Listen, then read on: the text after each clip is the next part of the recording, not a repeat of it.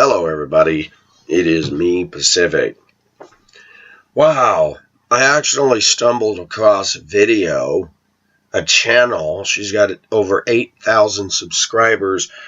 A woman who's clearly into yoga and seems clearly into herself. And she does a video saying underwear and all. Yep, she's sitting there doing a video in her underwear, no bra on, her panties, and saying that she believes in being real. And I did leave a comment on her channel saying, this is interesting. If you want real, come over to my channel, but I don't think I'm going to do a video of my underpants. I wonder if she'd even like my channel. I doubt it. She comes complete with tattoos all down her arms, all over, and I couldn't help but thinking,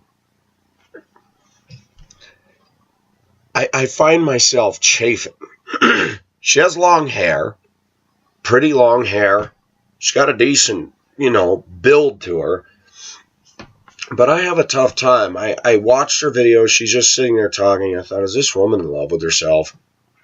Why would you get on YouTube as a woman and do your video in your underwear? Now, you might ask me, Pacific, you've done your videos with your shirt off. I have. And I've done it usually because it's hot, and I've got this belief that I'm a guy. You can do that, right? But some people have written me saying, I think it's highly inappropriate that you're doing videos with your shirt off. Okay, fair's fair. But would I do one in my underwear? Nah. I'm not going to sit there in my Fruit of the Looms. Yep, I just gave away what I wear. I don't wear jock straps. I don't wear boxers. I wear Fruit of the Loom. Whitey tighties, man. Just holds everything in nice. It works for me. But this channel is real.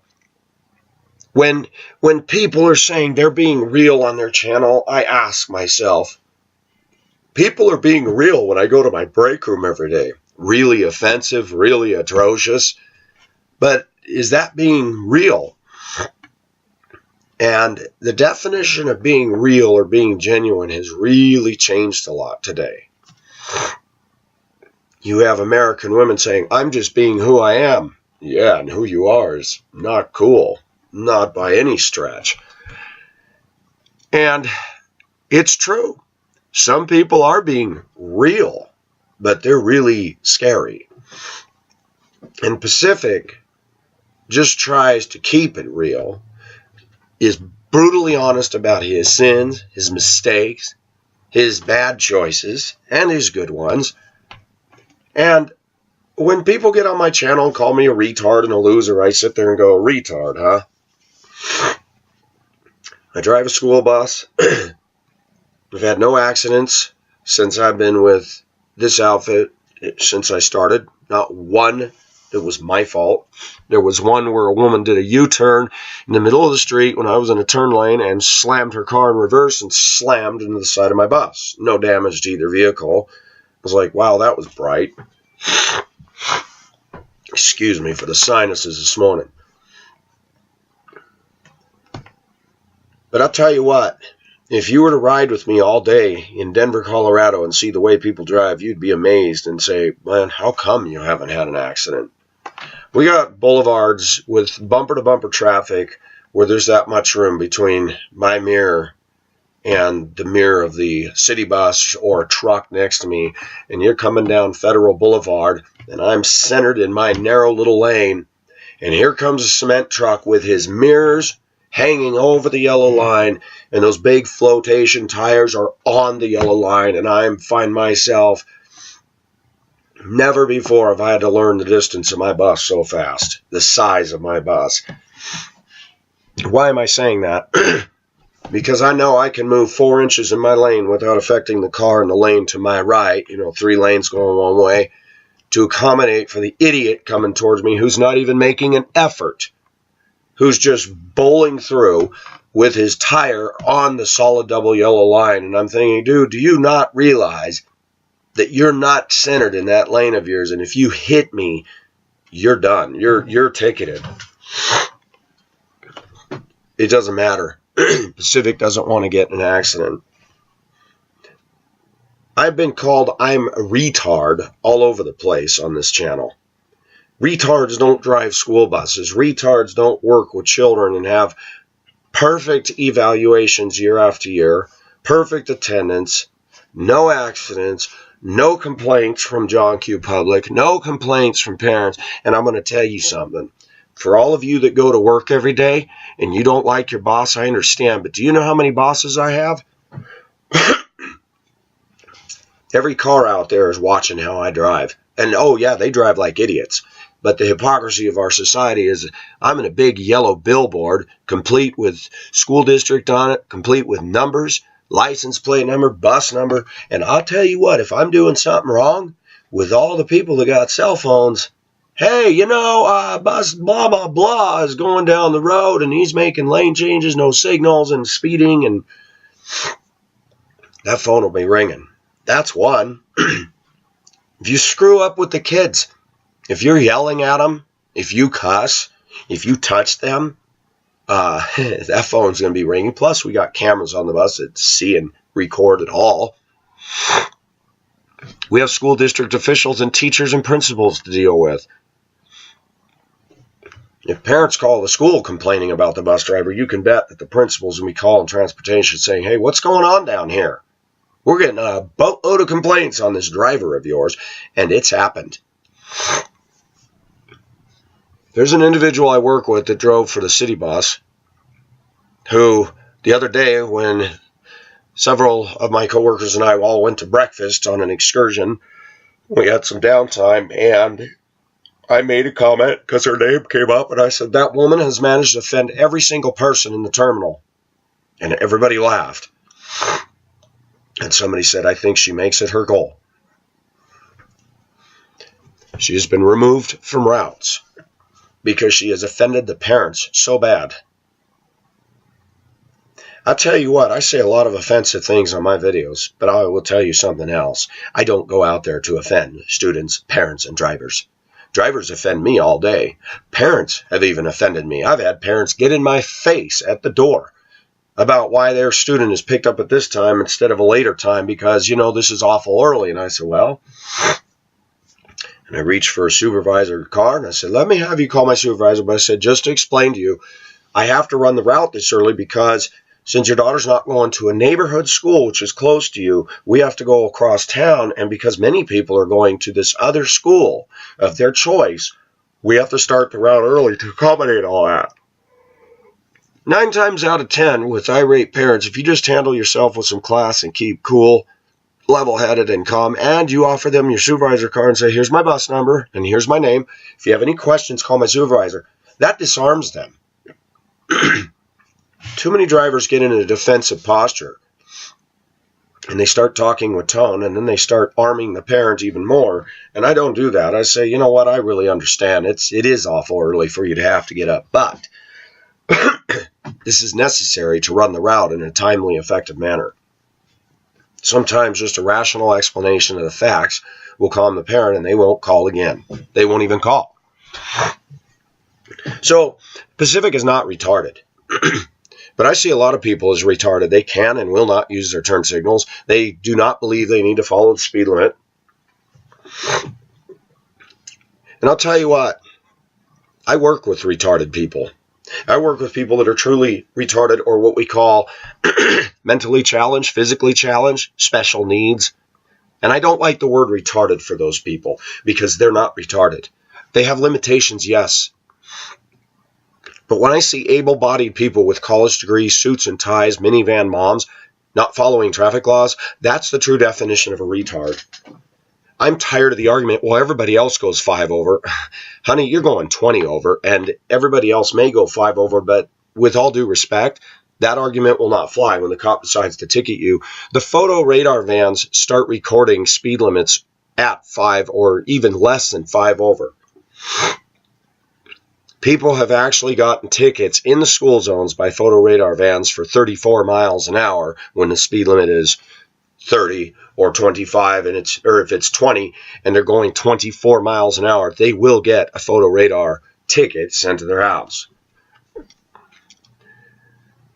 Retarded people to me are people that know what's right, refuse to do it, and have this little rebellious, I don't give a crap attitude. And we're seeing America full of people like that. So if a woman feels comfortable doing her YouTube videos in her underwear, knowing that many men are going to be going, I'm watching not to hear the content of what you're saying, but to check out how much skin you're showing. And I'm sorry, I'm a man. I looked. I don't care for all the tattoos adorning her arms. Don't care for the fact she's into yoga. And I thought another flaky white woman, right? I don't know the woman's heart. I haven't spent the time to watch her videos. I perused through it, and I don't think she has anything that's interesting to me. Neither would I be interesting to her, because it is my express opinion that her definition of real is going to be much different than mine. Not too many American women want a guy that's as real as I am. That's too much for them. They'll put me in their little clinically diagnosed box that you are a troubled individual. Okay, glad you got that out of your system. Move along, sweets. But here's the thing.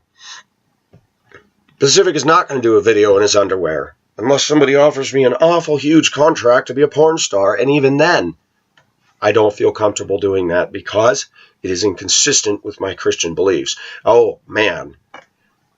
But aren't you inconsistent with your Christian walk? Yes, I am. I struggle with temptation and sin just like anybody else. And I don't always walk and act as I ought to act and be as a Christian man. But I am genuine and I am real, and I will call sin, sin, even if I do it.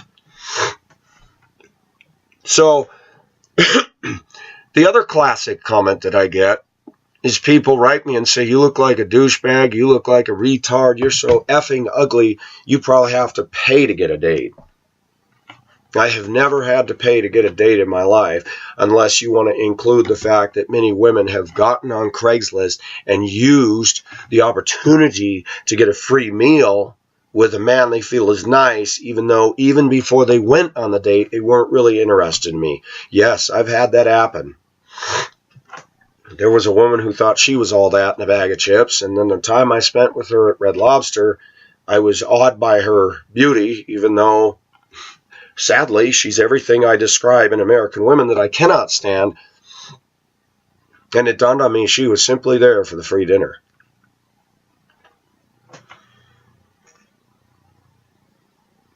Women use, believe me, even if it means a date and a free meal. And then all they do is disconnect from you again and never hear from them again. But Pacific has not had to pay to have a date. I've had many girlfriends over the years. And maybe just for kicks and giggles, I'll just start from the beginning as best as I can remember. When I lived in Mammoth, I dated Jenny. I dated Christy.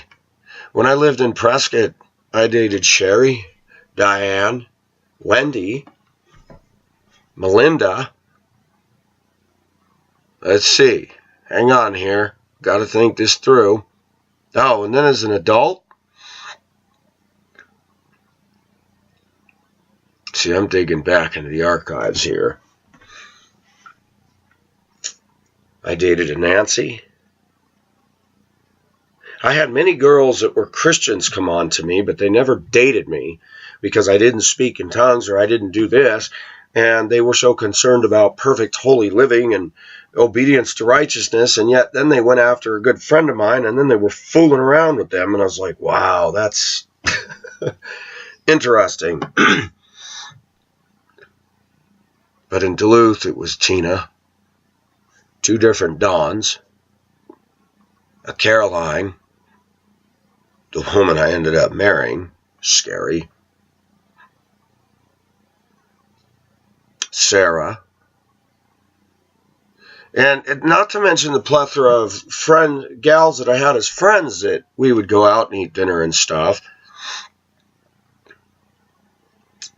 And in Spokane, it was Sabrina, it was Elizabeth, it was Marlene from Nicaragua.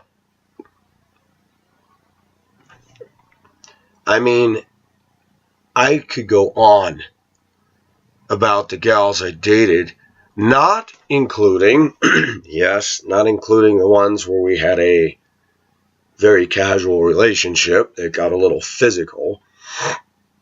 But in Hong Kong, actual dates: Luna, Mary, Renee, Jenny, Sylvia, Myra.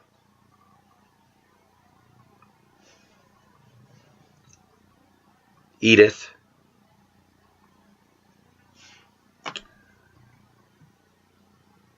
Mouse. I've had plenty of dates. Looking back, I thought most of them were good looking, with the exception of a few that weren't so hot. But especially in Asia, the gals I dated, to me, were very attractive. By the way, I want to add an indent here. It was very pleasing to read on the news that the typhoon that bore down on the Philippines did not do any major damage according to preliminary reports, and the storm is weakened. So, thank God for that. The Philippines just don't need any more catastrophic disasters. But Pacific has not had to pay to get a date. Yes, I did my share of some pretty horrible things. I did pay a few prostitutes because of curiosity, and I found that the closer I got to them, one I actually took out to dinner just to talk to her and to pick her mind, and I found that prostitutes live a very, very empty life. And as the Bible says, that the prostitute reduces you to a loaf of bread. They don't care for you. They're not in love with you. All that sweet talk and everything is part of an act. And what looks good from a distance when you get up close, I hate to use the word, but pretty skanky. Pacific would never involve with a prostitute again. And there are Christian women that would watch my channel and go, man, you're disgusting. I can't believe you did all that stuff. I can't either. But too many American females, especially females, want to make a big deal about a man's sexual immoral behavior while they ignore their gossip, their materialism, their superiority, their air of superiority thinking, the feminism that they've embraced without even realizing it. And I'll tell you, Pacific has come to the express and explicit conclusion that most women in America are not fit to be anybody's wife, let alone mine. Today's American women are really into themselves. That a woman can feel so confident and comfortable to sit in her underwear on a national or an international forum like YouTube, you have to ask, does that mean she's confident? It either means she's confident or she's stupid. The Bible talks about modesty in dressing. And yes, Pacific has definitely enjoyed the view of women who are not dressed modestly. I'm human. But I got to tell you, when it comes down to a woman that I want to put myself with, I don't want somebody who's comfortable enough to do YouTube videos wearing underpants. And why is that? Because to me, it seems like she's trying to get attention. Wants those compliments. Man, you look really good. Yeah, she does, minus all the tattoos.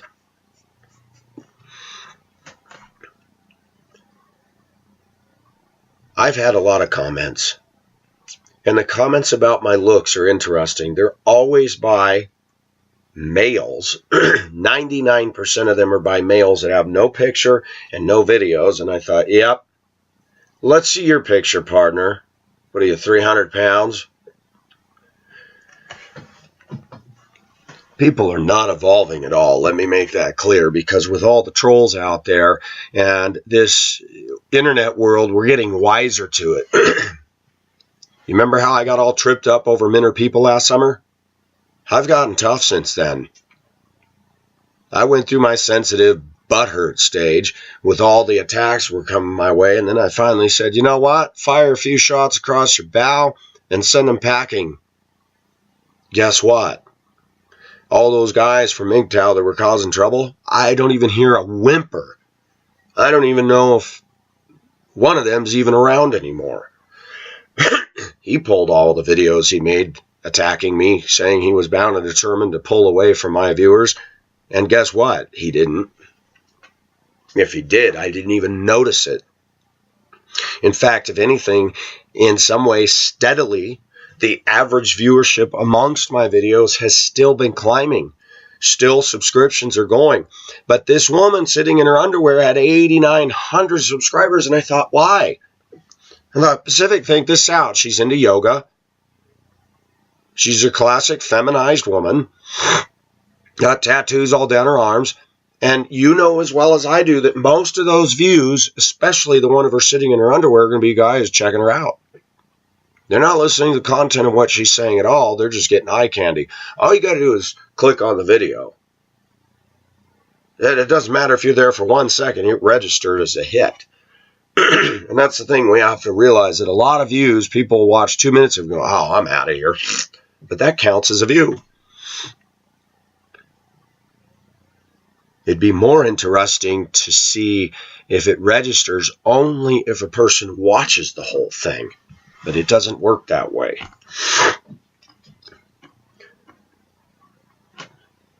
Now, am I being unfair to her? Am I banging on her too hard? I don't know her heart. But even Pacific's been conditioned by women like this. Women like that would not go out with me. Why? Feminized, covered in tattoos. I'm not her type, and she's not mine either.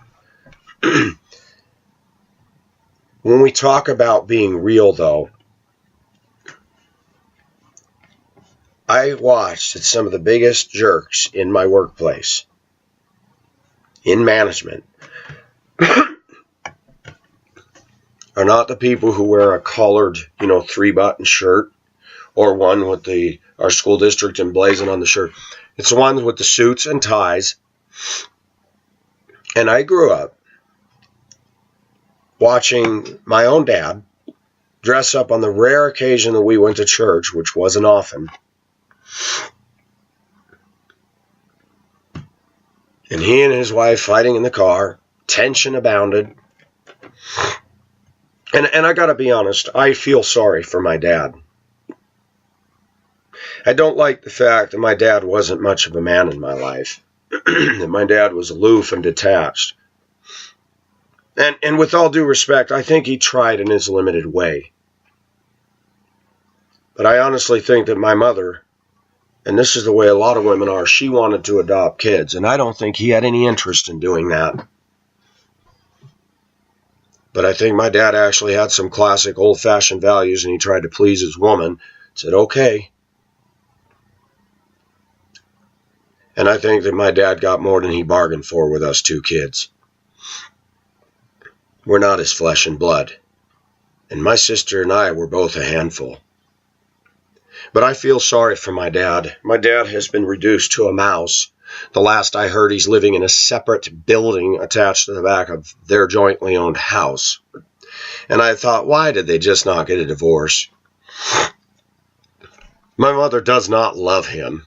That there is no love in that marriage is so evident. And now she hides behind the Roman Catholic Church playing her little religious game, thinking that she's actually going to merit favor with God by her so-called good works.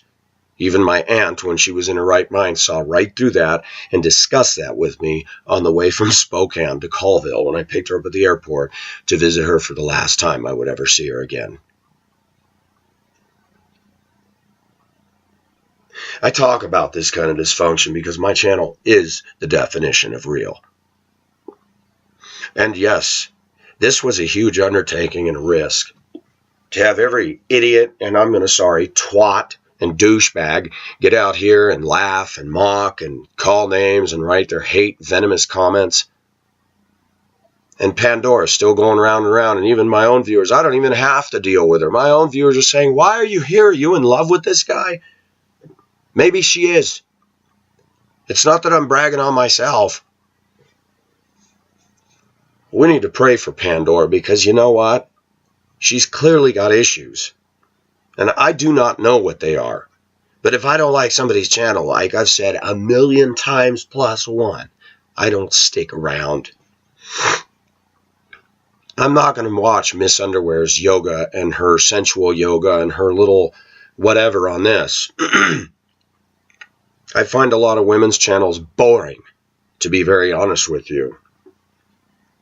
The Asian gal who was, doing a video of herself in the shower and all that, community channel. She's really in love with herself. But people like Shia Coleman who talk about issues, and she's an attractive woman, and she's a smart woman, and she has conviction. I want to listen to that. I don't mean to be rude, but if I want to get my eye full of soft porn, there's plenty of YouTube videos one could watch just to get eye candy. And the problem with women like that is they don't realize most of us men aren't listening to what they have to say. We're just going, ooh, nice body, nice shoulders, nice tatas. But something is happening to me as I get older. Even the woman sitting in her underwear, I would look at her and go, gosh, she's attractive outside the tattoos and stuff, but I'm finding myself less attracted to women like that. It's like, relationally, she would not be a good, intimate, sweet, loving woman to date. I'm sorry, but it is my express opinion that women that are covering themselves in tattoos aren't ladies anymore. They've lost that long ago.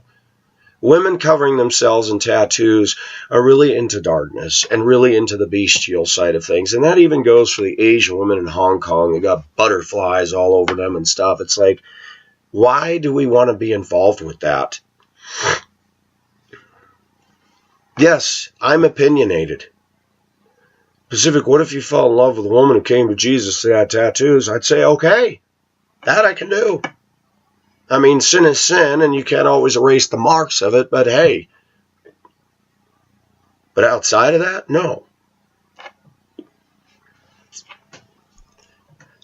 I don't know what it is about white women that are just becoming almost medieval and Xena the warrior looking, but I don't like it. I look at some of the women that are on my channel leaving comments. I'll look at their photo.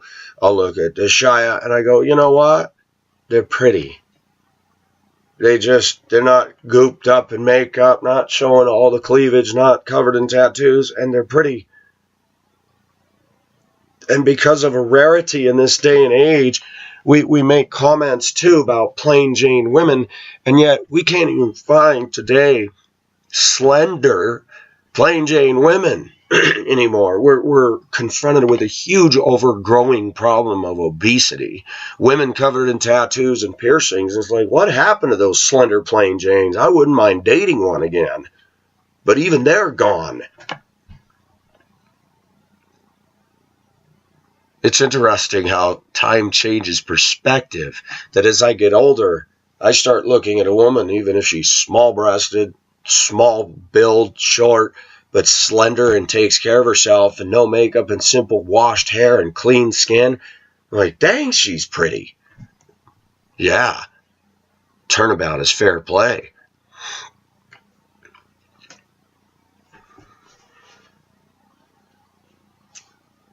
But I find myself less and less attracted to women like that. And I'm going to say something bold, and this is going to be offensive to my viewers. Women that cover themselves in tattoos are freaks. Piercing this, piercing here, piercing this. Very pretty woman I work with pierced right here with 2 cat whisker studs sticking out. She's now having a baby. Her sister's had a baby. Both of them are out of wedlock. Mother's got tattoos, and she made permanent marks all over her fingers with what looks like graffiti. Pen scribble. And this is the same woman who says, I'm Spanish blood, I don't like the Mexicans, they're trashy. And I look at her going, you look like a lot of the Hispanics in this room, lady. I would never be able to tell you're Spanish blood. I can't say that at work, get me in trouble.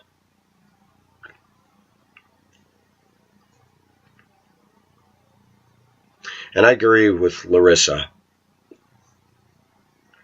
Pacific, when he talks about women, and I need to make this crystal clear, I am not promoting men going their own way. Because I in the beginning defended that movement.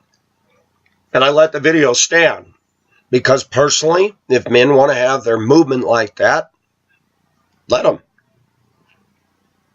But as I started getting attacks lobbied my way when I wasn't attacking them, Minner people, Lore Master, others, I said, you know what, I have to deal with this. And that's why I did the video, welcome to welcome to butt plug, whatever. Welcome to Club Butthurt. It was accurate. I know that there are people that watch my channel that are part of MGTOW and they haven't caused any trouble. I'm not going to ride them out on a rail. They're viewers of mine. They come here because they get something out of my channel. That's what I want. But the problem with some of the MGTOWians is they're a club-only exclusive. If you don't support us in every way and you happen to be a woman that we can't lust after, you're done. And I did point out the hypocrisy. Does Pacific struggle with sexual sin in his mind? Absolutely. Do I look at images I shouldn't? Of course. Loneliness does that. And I know many Christians say, you're not supposed to do that. You're supposed to crucify the flesh. Shut up. Okay, we know all that. But sin is sin. The church is also supposed to be a community of intimate, caring believers, and they're not doing that either, but they never convict themselves about that, do they? So it's easy for all the church to stand up and say, oh, you're lusting, you're masturbating, you're looking at porn. That's wrong, wrong, wrong. Yeah, so is you being cliquey and unfriendly and asking me the same question after week. So you still in the bus? That's when I want to say, are you retarded? I go to work every day. Do I come up to you and ask, are you still the principal of the school? And today, if he asks that question, again, I'm going to turn around and say, okay, you're going to probably think this is rude, but you ask me the same question every week. Do you really care about me as a person? I guarantee you that just me responding that way is going to take him aback. But we've got too many Christians in American churches worried about a man lusting than they are about a man having somebody actually care about them that isn't trying. And this is what I've noticed with Christian men. Any Christian man that I've gotten involved with face to face, they always feel that they want to be over me. And I'm going to say something to my viewers here. For those of you that are struggling with esteem issues, for those of you that don't feel valued, those of you that have suffered rejection, let me make it crystal clear. If you have a friend who's constantly talking down to you, a friend, not the idiots out there. I had a friend for years in Duluth, Minnesota. His name was John. And he would always mock and laugh. When I moved to Minnesota, Minnesota was a different culture than anything I'd been exposed to. I grew up out west, where the West is known as being transient. People don't always grow up in the same place out west. You move around a lot. You do different jobs a lot. Dude, I can't believe how many jobs you've had. You know, here in Minnesota, that looks bad. The more time I spent in Minnesota, I found that me having different jobs, being employed and not on the system is bad. And yet these people are flaming liberal and they're socially retarded and they can't even say hi when you look them in the eye and smile at them because they don't know you. I would hear that a lot in Duluth. I don't even know him and he looked at me and said hi. Oh, God forbid. That's the end of the freaking world. Sounds like a first world stuck-up problem to me. Sheesh. Where does it say in the Minnesota State Constitution that if I don't know you, I'm not supposed to speak to you? If ever there was a definition of socially retarded, there it is. And I'm going to say something. I loved Minnesota. Let me make it crystal clear that when I moved there and I stood on the shore of Lake Superior the first time and I heard that haunting ballad of Gordon Lightfoot, the Raggedy Ann Fitzgerald, I felt like I'm here. This is where this happened. And the wind was whipping spray off the tops of big waves. I was like, this is awesome. But I stumbled around for 5 years in Duluth, trying to make sense of things. The people were so damn cold as ice up there. I look back over my journey, and God has used all of that as a tapestry to make me who I am today. They give me the confidence and the testicles to get on here and talk about things that people aren't going to open up to. Sitting in your underpants and your undergarments is not being real. To me, that's just stupid. It's immature and it's inappropriate. And I'm a human being and I did look. Not because I care about her, not because she's a woman of heart, but because it's like, ooh, there's some pleasing aspects to that woman's body. And I admit, I'm not going to get a bunch of unnecessary views because people are lusting after me. That's good. That means people who are here, other than the occasional person who wanders in and goes, oh my gosh, who's this idiot? I'm out of here. Most of you are all here because you want to be here and you're listening to the content. As Martin Luther King, you're not judging me by the color of my skin, but the content of my character and what I have to say. That's called being real. But Duluth was an altar for me, and I laid myself on it. You have no idea. I told you all this, and maybe you all forgot. But I walked. There's a street called Hawthorne down by East High School, and one day I just hit the skids. I couldn't understand. I had been driving a school bus for years, and what really shocked me when I first started driving, I approached it like a little boy with a new Tonka truck. You know, the world was so magical. I'm driving a school bus. When I actually got out there, even in Duluth in 1990, I was shocked to see brazen-faced Minnesota women just blow through my stop sign. I'd honk the horn, and they just ignored me. I remember one time, nobody told me this when I started. There's culverts on the side of the road out in the country. Well, those culverts were so full of snow that it was level with the highways. And I just started driving a bus. It was a very difficult bus to drive. It was one of those buses. It was gas engine. It was a Carpenter International. And you had to start off in first gear. And it was one of those old buses that went,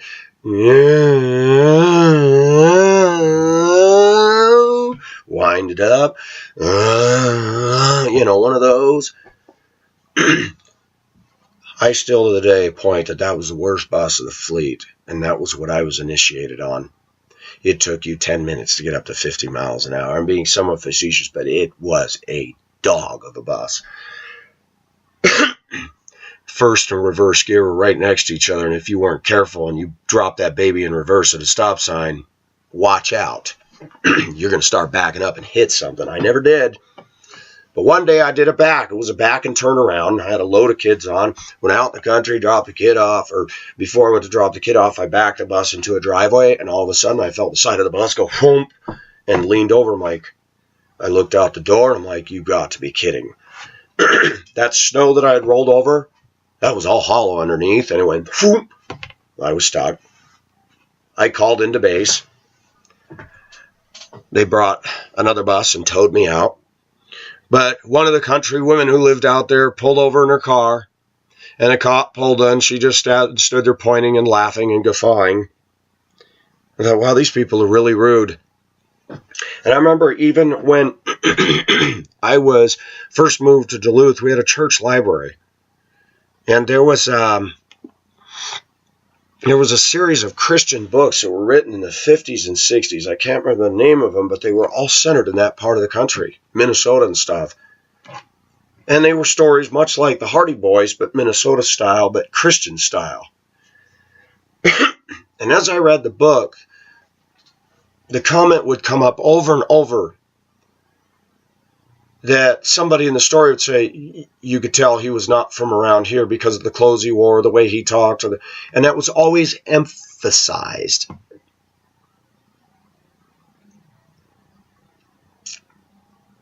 That woman out in the country who was hardened and jaded talking to the state patrol, and I didn't get a ticket.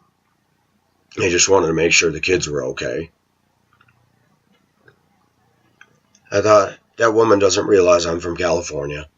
Doesn't realize I don't know this part of the country.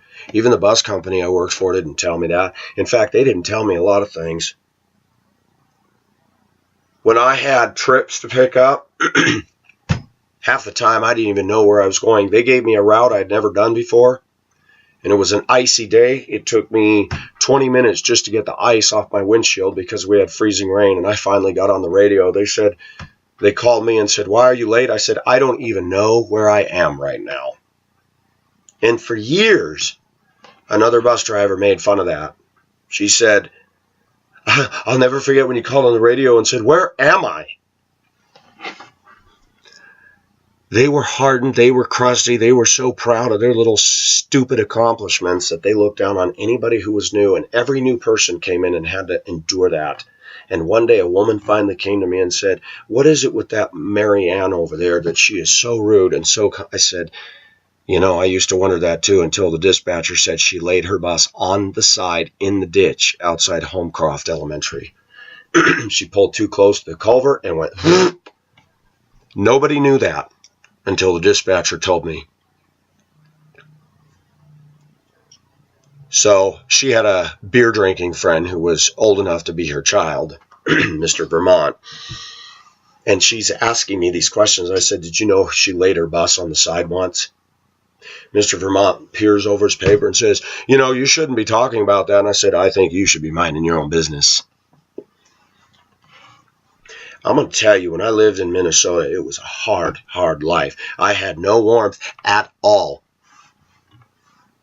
So when a few girls did get interested in me and some fooling around ensued, why do you think that happened? Somebody noticed me, somebody likes me, and a lot of heavy making out and intimate stuff was pretty nice in a cold, foreboding place like that. I did not have a roommate in all the years I lived up there. I went to church, and other than the pastor who was from Southeast U.S., the people were cold as ice. People would look at me and they wouldn't even smile or say hi. And I thought, man, I finally went to pastor. I said, "What is it with the people in here?" I went into his office and I unloaded. He said, "It's different up here." I said, "Yeah, I guess so." And yet the young people up there liked me. They liked me because I wasn't part of the furniture around there. I was something different. And I had a lot of dates. I dated a lot of women in Duluth. Most of them were liberal. But they weren't hating like they are today. They didn't look at me, "Oh, you're a conservative. I don't want to date you."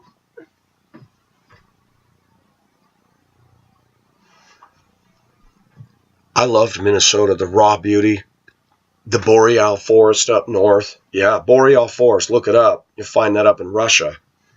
But Minnesota has it. I liked reading about the Indian legends and some of the stuff up, the history of the shipwrecks, the storms that would pound Duluth. And I had a hard life up there, but that one day when I was walking to East High School on a hot summer day, I walked down Hawthorne, found a little trail, and went down into this canyon, and Tisher Creek runs through there. And if you keep walking far enough, you'll end up down at Congdon Mansion, or what it's two names, Congdon Glensheen. It's now owned by the University of Minnesota Duluth. I find that interesting. That's another thing that's interesting, is the university owns a mansion. And I thought, boy, that's got to be a conflict of tax dollars and not profit. But they use it as a museum. I've never been in the house, but in Spokane, I have a book. It's a calendar, the Glensheen, and shows pictures. Beautiful, old mansion. And I'm walking down along that creek, and I heard something, and I stopped, and here's this creek, and up above is this little teeny waterfall. And the water falling, and I stopped, and I just cried. I would walk down the street in Duluth, and a carload of people would pull over and go, "How thick are those glasses, retard?" Nah. Native Americans harassed me on my way home from work. I lived on Central Hillside at Lake and Fourth, and after 2 years of that, my boss said, "You need to get out of that neighborhood. That is a bad neighborhood." I said, "Well, I got a cheap place." "Yeah, but that is a bad neighborhood. They're knifing each other down there. There's a lot of Native Americans, and they don't like white people." I never got punched. I never got hit. But I was backed up against a house one day with some punk mouthing off to me, and I said, "You know what? What is your problem? His own white girlfriend said, man, he didn't even do anything to you. Leave him alone. I went home, called the police, and the police went over and had a little chat with him. Duluth Central Hillside was nuts. I'm going to tell you a story. When I first moved to Duluth, I stayed with a family. They were friends of a couple I was friends with in Prescott. And they're the ones that said, if you move to Duluth, we can put you in touch with Bob and his wife, and you can stay with them until you get a place. Sure enough, they did that. I stayed 3 weeks.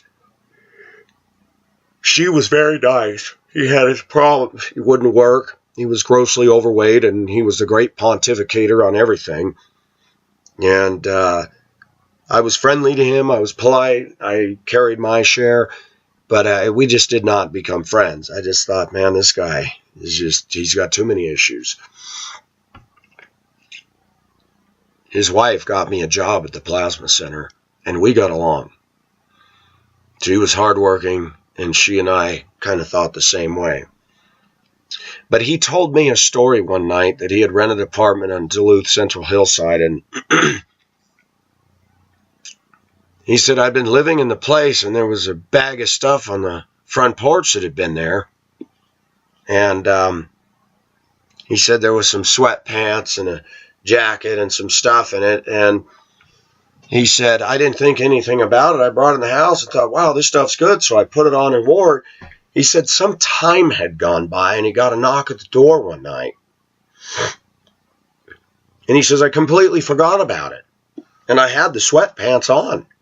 He said a guy knocked. It was absolutely freaky looking. Black hair and a whole image of, Megadeth. And he said, yeah, when I moved out, I left a bag of stuff here. Do you know anything about it? And he just inadvertently says, no, I don't. And the guy looked right down at his sweatpants, and he says, those are mine. And he reached in and punched and beat the stuff out of Bob. Bob had to call the police. Duluth was only 89,000 people, and it shocked me. I moved there so naive, seeing all those old historic buildings. I thought I was in Gotham City. The steam coming out of the manhole covers, the steep hills, some of them cobblestone streets, and I loved Duluth. And it didn't take me long. People started saying, this Central Hillside is bad, bad news. They murder people on this hillside. I was shocked. A northern Minnesota town. This is not Cleveland. This is not Detroit. And there was some super brutal crime. I went away to Arizona for a week for the Christmas holiday, and I called my friend and said, hey, just checking you're getting my mails. My apartment's still there. He says, your place is fine, but he says, dude, you need to get out of that neighborhood. He says, 1 block over where you go to that Central Hillside Cleaners laundromat. He said a bunch of those Native Americans knifed each other and murdered each other in the house. I said, what? He said, oh, dude, it's all over the news. He says, that is a crummy area. I was paying $275 a month for rent in a really cute 1-bedroom, upper floor, corner store building. Had a beautiful view of Lake Superior, but it was dangerous. God kept his hand of protection on me, but I remember one day a Native American, it snowed 3 feet, and I had gone, I couldn't get to the bank because the bank was closed. Everything was closed. The snow was that bad. I remember standing downtown, Superior Street, looking down the street. I was standing in the middle of the street, not a car was moving. Cars were stranded and snowed in, and I watched as traffic lights changed from green, yellow, red, and the snow coming down. And the windows at Woolworths, the snow had drifted all the way to the top of those 8-foot windows, and I was like, dang, I wish I had a camera. This is kind of cool looking. And then I trudged all the way across town to Dwarty's Ace Hardware and scraped out enough cash out of my ammo box that I dumped my change in and bought a snow shovel and some groceries at the store, figuring I got enough to carry me over. I'm sure the stores will be open on Monday. Some drunk Native American comes out of his house on Central Hillside, and it's, oh gosh, over 100 feet from the sidewalk to his door. And most of these streets hadn't even been plowed yet. And I'm walking in my boots. Hey, I'll give you $1 if you shovel my walk. It was then that I began to grow, and I said, I think that's worth more than $1. I think I'm going to pass. Oh, come on, man. That's good money. I said, I'm from California, dude. I said, I charge a minimum of $10 to $15 an hour for shoveling snow. I said, that walk, you want to pay me a flat rate of $20, I'll do it. Oh, that's too much. That's ridiculous. Yeah, I know. I don't want to cut into your beer supply. No, I didn't say that. I found out real quick. I wasn't out there hating. I was kind of dumb. I was naive. I was doping along. Walk home from work. Wow, it's snowing. People pull over in their car and comment on my dorky glasses. They were even bigger. I was a practical man. I worked at Betterbilt Aluminum in Prescott Valley, Arizona. Worked there for a year and a half. And they said that we had to have safety glasses, those of us that had prescription glasses. Safety glasses are designed where the lenses pop out and not in towards your face. They were going to pay for them, and I thought, shoot. They were normal-looking glasses, but they were bigger. And I thought, free glasses? So I wore them. I wore them all the time. And they were big. I thought nothing of it. I thought, I got to wear thick glasses. It doesn't really matter. I never really thought about the look of glasses. They didn't look like safety glasses. They didn't have those things on the side,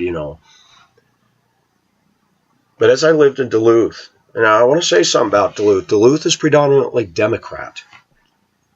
Duluth is predominantly liberal. And I'll tell you what, I experience more meanness at the hands of liberal Democrat people than I ever have from conservatives. Conservatives have their problem, and I've talked about that. You go to conservative evangelical churches, they're cliquey, they look down their nose. But I can honestly say I've never had anybody in a conservative circle say, wow, you really got dorky-looking glasses. And I'm going to tell you something.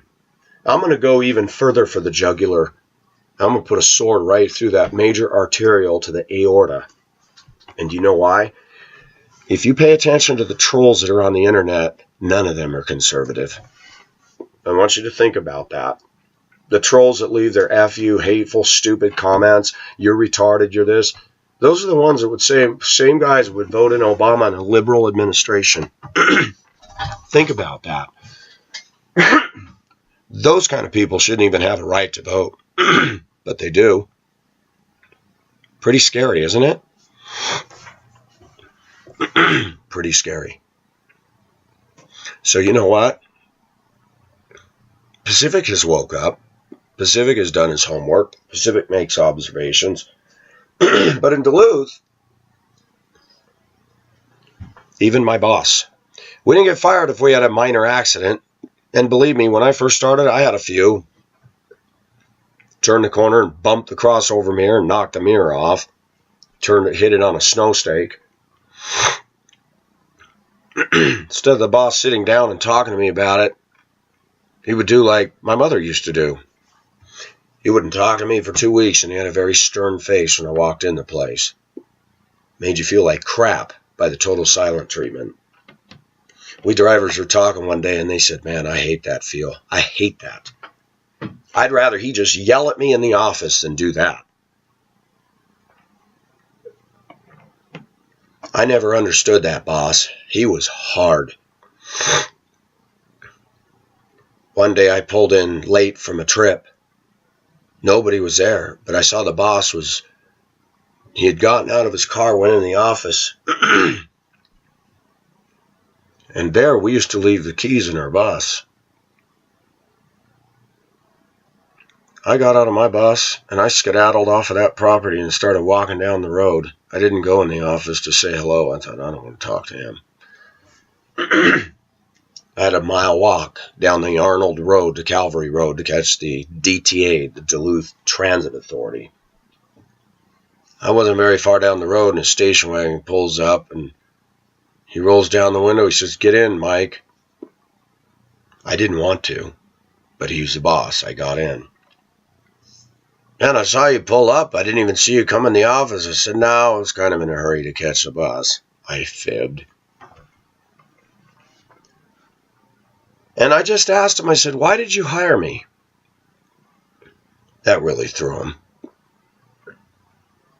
He says, I got to be honest with you, I don't know why. Because one thing I learned about Minnesota, it is a very who you know. Even for a low-paying bus company like that, it was definitely a who you know. And then he said something that shocked me. He says, I got to give you credit. I don't know what made you move up here, but you came all the way from Arizona and you've tried to make it. He says, I respect that. And he says, I don't know why you moved up to this godforsaken place. I never understood my boss. But when I left, another employee told me that after I left said, the boss had a meeting today with everybody, and he started telling a story about a guy who really loved buses and was always happy and happy-go-lucky and kept his bus so clean. And he was going on and on and on about how this guy touched him so much. And this lady said, it was you. I said, me? I said, I would have never known that from him. He was so cold as ice.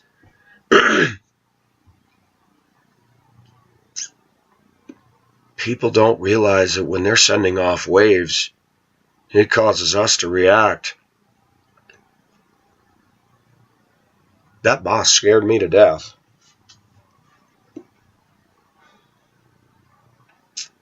It was interesting. He had had an affair on his wife. We had a woman that worked there. I'm not going to mention her name because she may still work there today. She was blonde. She was Scandinavian, and she was cute. She had a tan. She dressed pretty inappropriately. And many people thought that maybe the boss had had a fling with her. We don't know. But she could be a real biatch. And it was funny, when I came back in 2005, I saw the years of effect of her on the tanning salons. She didn't look so good anymore. She had put out a lot more weight, and she was just not attractive.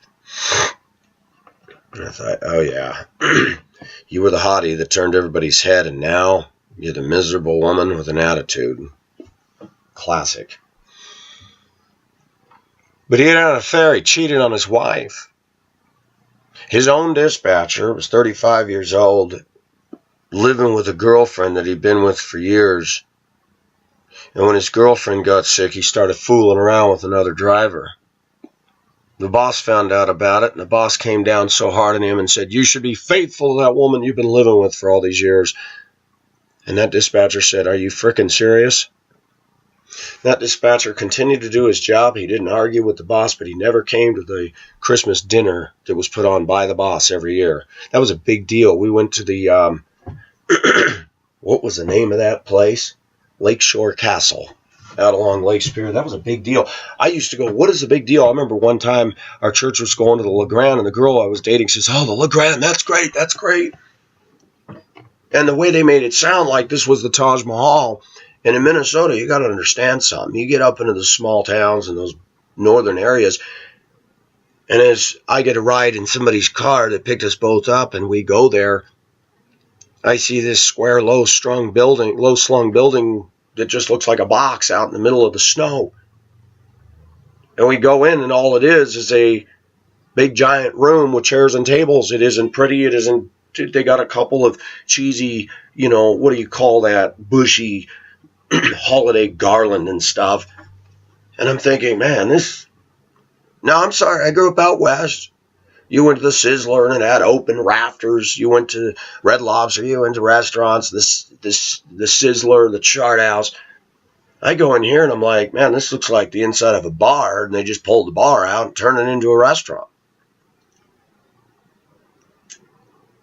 But for Minnesotans, it was a big deal because it was basically an all-you-can-eat buffet deal. It was a special place where you had to make an appointment and, schedule yourself to go in there as a group. And the food was good, but it wasn't perfectly outstanding. It was different up there. I went through Upper Peninsula, Michigan, and you go through these little towns that if you blink, you miss them. And every one of these little dinkwater towns had a bar. And if you wanted the social life, you go. I used to think it'd be cool to live in the UP. You know, Wolverines, the woods, the snows. You get back into Upper Peninsula, you wouldn't believe it. It's more desolate and more out there than some places out west here. I wouldn't want to live there now. But Finlanders, Swedes, Norwegian were different people. A lot of them were old school in some ways. But I had a hard time in Duluth. But when I was standing at that little waterfall, I lost it. And I wept. There was nobody down there. And I wept. And just cried. Said, wow, God, why is it so cold up here? Why are the people so unkind up here? And I just said, God, I need you. I need you. I still remember that because it's where I just broke. People don't understand that. But when I wandered down to that park and some man started touching me, I have no desire for that now, folks. Let me make that clear. I got that out of my system. I wasn't attracted to the man, but it was a touch, and it was wrong. But Duluth was a cold as ice town. And it wasn't until another employee started, and we were talking about how pretty the women were, and he says, the women here are jerks, Pacific. Those hot-looking women that go to university ain't going to go out with you. They don't need us men. I was like, huh? That was totally foreign to me. There's a lot of beautiful women in Duluth, Minnesota. A lot. Drop dead, gorgeous, blonde hair, blue eyes, Swedes, the whole thing. But when I look back, the people that were attracted to me, that went out with me, they were also different. The friends that I had were different. In Duluth, this idea of women submitting to their husbands, that's not going to fly up there. Duluth, Minnesota is the heart of liberalism. And when I lived up there, I saw a lot of immaturity among the females. Not only were they feministic, but they were just rebellious to the core. Stuck up, had a very high opinion of themselves, even in the late 80s, early 90s. And they would run my stop sign. And one day there was a woman that did it every day.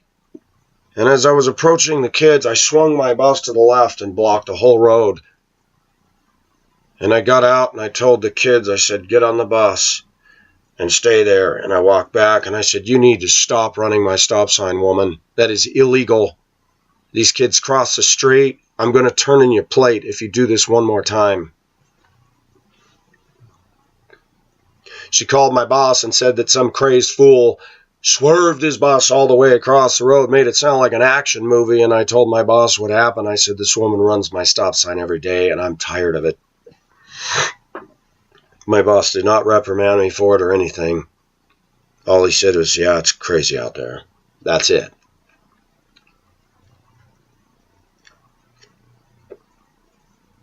I told you I was walking through an alley. You could go in the back entrance of the Holiday Mall. It's a narrow alley, and I was walking, and I was halfway to my destination to get to the door to go in the Holiday Mall, and this woman literally came flying out of a parking garage, pitch dark, and swerved around the corner and almost hit me. She had her window down. I said, whoa, whoa, whoa, slow down, lady. She slams on the brakes, goes, if you wouldn't have such thick glasses, maybe you could have seen me. I said, ma'am, you came out of there. I'm walking along a solid cement wall. Can't see you. You might want to come slow out of there and poke your nose out, not just wheel around on two wheels. She went on about my retarded-looking glasses.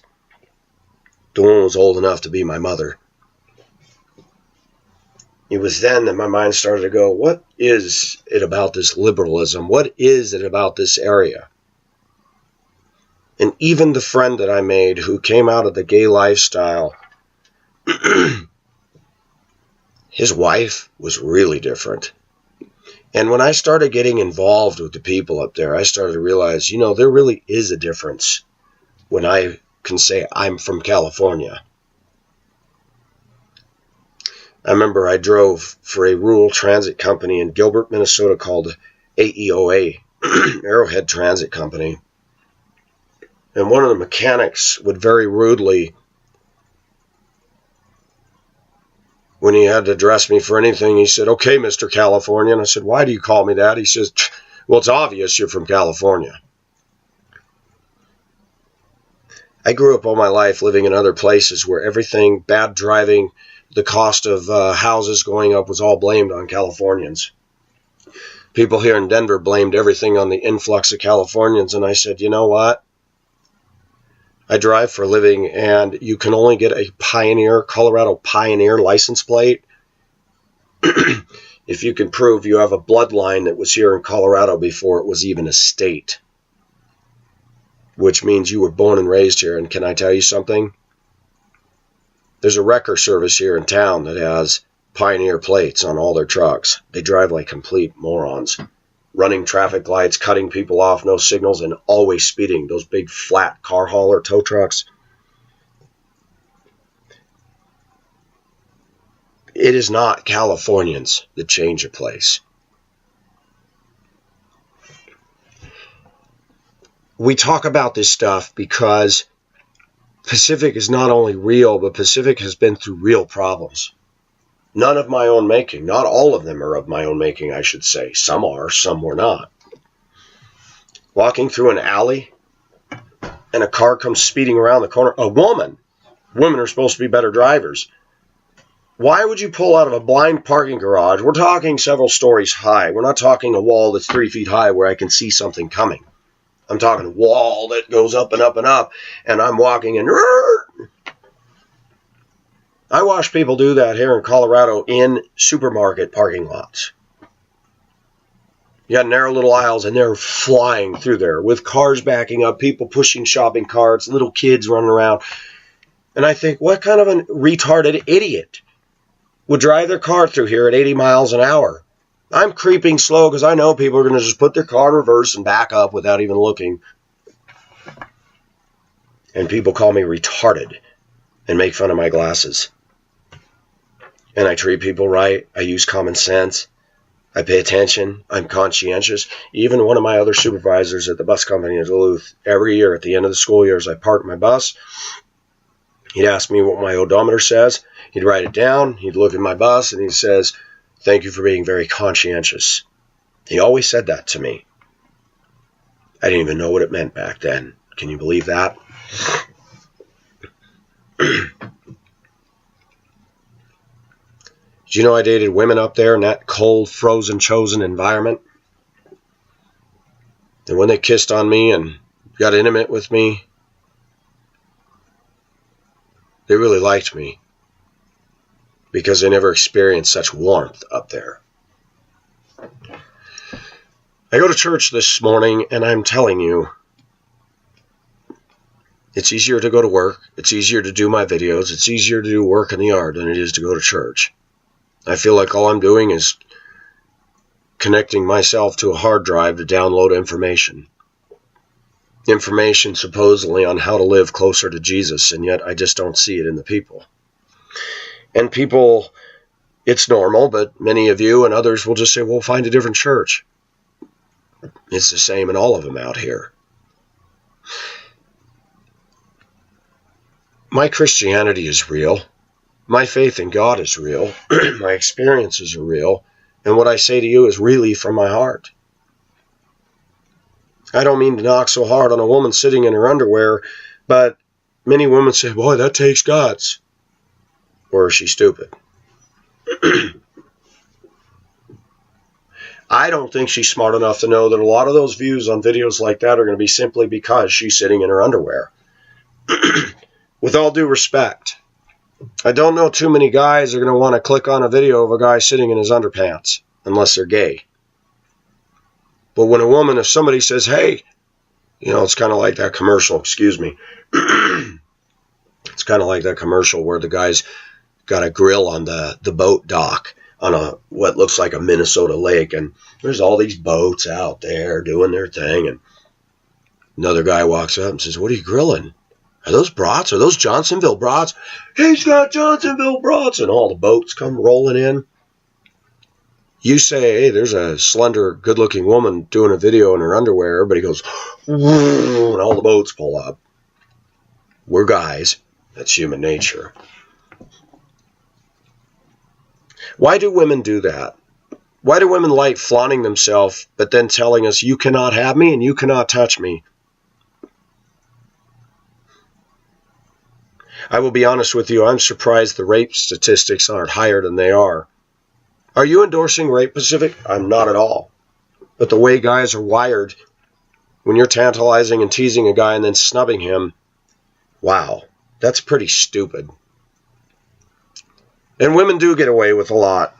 You go into these classrooms with these women teachers, and the way they're dressed, I'm like, are they dressing for these kids? I mean, downright slutty. And I've often wanted to do an experiment. I wish I could pose as a teacher and go ahead and wear a woman's top where it's low cut and then having a cross hang between my if I had breast. I wonder if they would allow me to teach. My shoulders bared. I guarantee you that the administration of that school would say you are dressed inappropriately as a man for this classroom setting.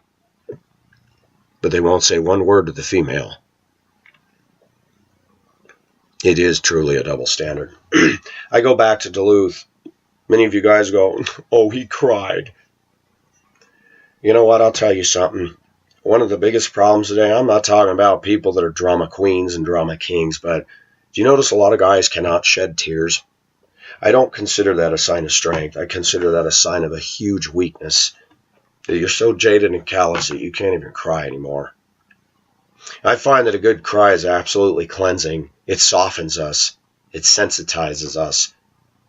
And can I be honest? I haven't cried in a few years. Life hardens us, and we need to be careful. There's a difference between being a blubbering fool and somebody who cries because life is just overwhelming sometimes. Against all those horrific odds in Duluth, I made it. For the first year of my employ at the bus company, I walked 1 mile from the city bus last stop up to the bus company. But the only guy that greeted me was the one dispatcher who had had the affair. And wouldn't you know, the woman he had an affair with, that was just an affair. They moved on. She went to work for the school district. And a few years later, she started coming on to me. She was smoking hot. I never did anything because she was married then, and I thought, no. But that dispatcher, in spite of his faults, and in spite of the fact he was an atheist, he was always nice to me. Again, nobody told me anything about what people grow up in an area and what is natural knowledge to them. They don't realize when somebody moves in, they need to be told these things. I was trained on a route that I had for 5 years. Bus 380. A stick shift Detroit diesel. And you had to wind that up so high before you shifted to the next gear. And that Detroit was such an efficient running engine, it didn't throw much heat. So that bus was freezing cold. When it was 25 below, there was ice on my floor. There was ice on my windshield that I'm scraping inside while driving routes. That bus was wretched, and I never complained. I drove it, and I thought it was so cool because I'm driving a big old bus. One day I drove all the way out the Ryan Road, and there was an area that I used as a turnaround. And the mechanic had trained me in on the route. He says, you can pull into there and turn all the way around. That's all hard pan. Well, spring had come, and I didn't know about spring in Minnesota, that when it rains in Minnesota, it rains and rains and rains for days and days, even into weeks. and it takes all that ground that is thawed out and turns all that stuff. See, Lake Superior used to be bigger than it was. Much bigger. And that's all clay. And turns into muck. I pulled in there like I normally do, and I felt that bus go right down to the hubs in that nice mud. Oh, man. Reverse. Mud everywhere. I called in and said, I'm really stuck. Boss was irate.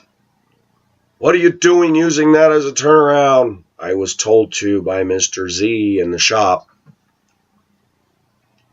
They had to get Lake City Wrecking, the big semi-tow truck. They couldn't get a bus and hook a chain. They had to get the wrecker. So the boss was peeved. That was $500 or something outrageous back then. Nobody told me. When I finally got back to the bus company, I had to be picked up in another bus. And that dispatcher that was nice to me, he said, "You did nothing wrong." I said, "I use that as a turnaround." He says, "You did nothing wrong. Nobody told you that all." He says, "In the Minnesota in the spring, that stuff turns to quicksand, and you didn't know it. Don't beat up on yourself." He said, "That wasn't fair to you at all." Just him telling me that made me feel so good. The boss never called me in and said, "Hey, it's okay." He never did. He wouldn't talk to me for weeks. And all the women in their cheesney, that's a Philippine word for gossip. "Yeah, he got the bus stuck. The boss is pissed, dude. They got Lake City Towing. Wow. He's lucky he still has a job here. Blah, blah, blah, blah, blah." I didn't get any fair treatment. I didn't get any breaks, and I had to slog through my mistakes and everything, being embarrassed in front of all the other drivers, everything. It took me years before other drivers would actually start talking to me. And then it began to dawn on them that I wasn't from there, and I was from Arizona. And then one day they said, "I don't understand this. You show up to work with a sweater on and a poncho when it's 25 below, and we're all bundled around in jackets saying how cold it is, and you came from Arizona, and you come and work in this, and you walk up that road." They started having respect for me. And many of those drivers became good work friends, way deeper than what I have here in a city of 3 million people, with way more drivers at my district just in one terminal, not counting both, than that whole company combined. Yes, things have definitely changed. That through the grace of God, I carved myself a niche. That the icebreaker that I am, I rammed my bow right into that Minnesota community and parked it there and said, "I don't care if I'm from California and a redhead and I don't fit your protocol and status and stereotype. My ship is docked here. Deal with it." And that's what we do as Americans. Most Americans avoid areas like that. That's out of my comfort zone. Trust me, it was out of mine. But you know what? That put some hair on my chest. That gave me the pair that I need to say what I need to say on this channel. I'll tell you what, I earned my degree. I earned it fair and square. Hard Knocks U. Living in Duluth for 5 years, and I didn't have a car. I had a 78 Chevy van that I sold immediately upon moving there. I got an apartment. I walked to work at the Plasma Center. And at the end of '89, I applied at the bus company, and I was there for 5 years, the longest I ever held a job at the same place. When I say held, I didn't get fired, but where I stayed voluntarily. And trust me, I was really young looking then. When I was in my 20s, the teenagers thought I was a high school student driving their bus, and they ran all over my butt. It took me 2 years to finally realize you can't be friends with the kids. So then I overcompensated the other way. I was a drill sergeant. Sit down! It took years of evolving. The other day, I had 2 kids butt slamming each other, messing around, knocking the other to the floor. I was at a red light, put on the four-ways, pulled the brake, put in neutral, walked. I didn't even say anything. I pointed, I went, turned around and walked to the front with my back to him, turned around and said, I want you there, please, and I want you there, please.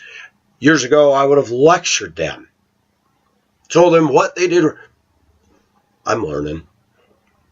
I don't need to tell them a darn thing. Because one thing I learned from that boss of mine, even though he was highly dysfunctional, I don't believe in being moody like he was and clamming up, okay? But I'm learning as I get older, the most effective authority and leadership is to shut up sometimes. Just a couple of hand signals, not pointing in their face, but hand signals. That's all I need to say. The whole bus saw me do that. The whole bus is going, hey, all the bus drivers yell. He didn't even yell. He didn't even threaten to write him up. I don't need to. The embarrassment of having to stop and me not even making an emotional scene and moving them to the front was all it took. When I drove them on Friday, they sat in their seats. I didn't need to say a word. I'm learning. We don't need to educate kids. We need to educate ourselves. And we need to carry ourselves in such a way where the kid knows exactly that by the time you've gotten up out of your seat and walked back there, no lectures needed. You blew it, not me. I'm in control. You're the one that's acting like a buffoon. I don't need to say, you're going to sit in the front for a week. You did this. Nope. There are times I explain myself because there's many kids that say, why do we got to do that? Because this is why. Most of the time, if you give the kids a reasonable, rational explanation of the facts without being a smart aleck, they'll respect that.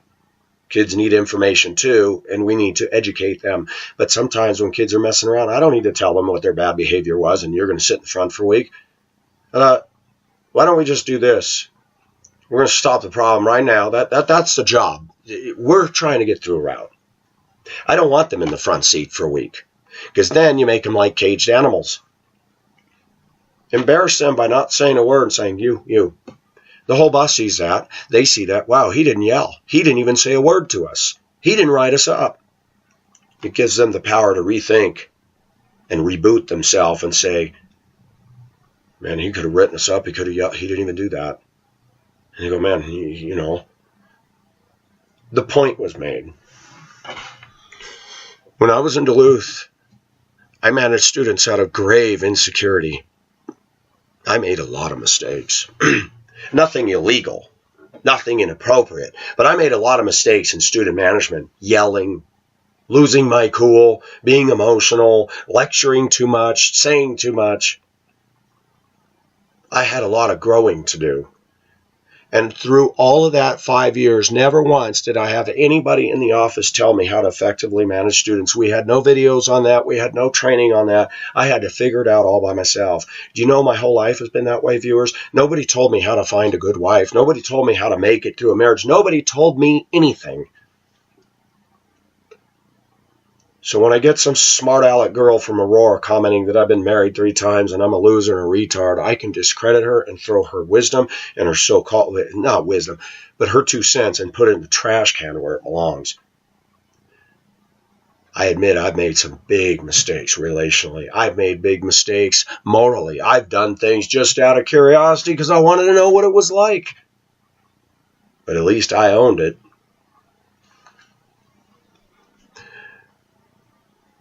Wouldn't it be nice if somebody could tell us, don't do these things because here's what will happen? Well, it doesn't always work that way. Sometimes we have to find out the hard way. When I think of the Great Lakes, I love the Great Lakes. But it was a shock to Pacific Ocean Asia's system to move somewhere else in the United States and feel like I had moved to a foreign country within my own continental U.S. That people would ignore me for 2-3 years, and then seeing me every day, one day they just suddenly come up, hey, how you doing? What? You never talk to me. Because they're standing back and watching you, and watching you, and watching you. That's what they do up there.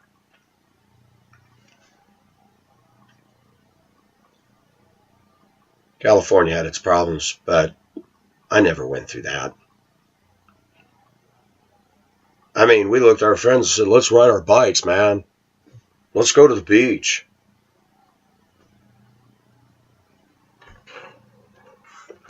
I'll never forget. I went into 6th Avenue IGA, right off of 3rd Street and 6th Avenue. Independent grocery.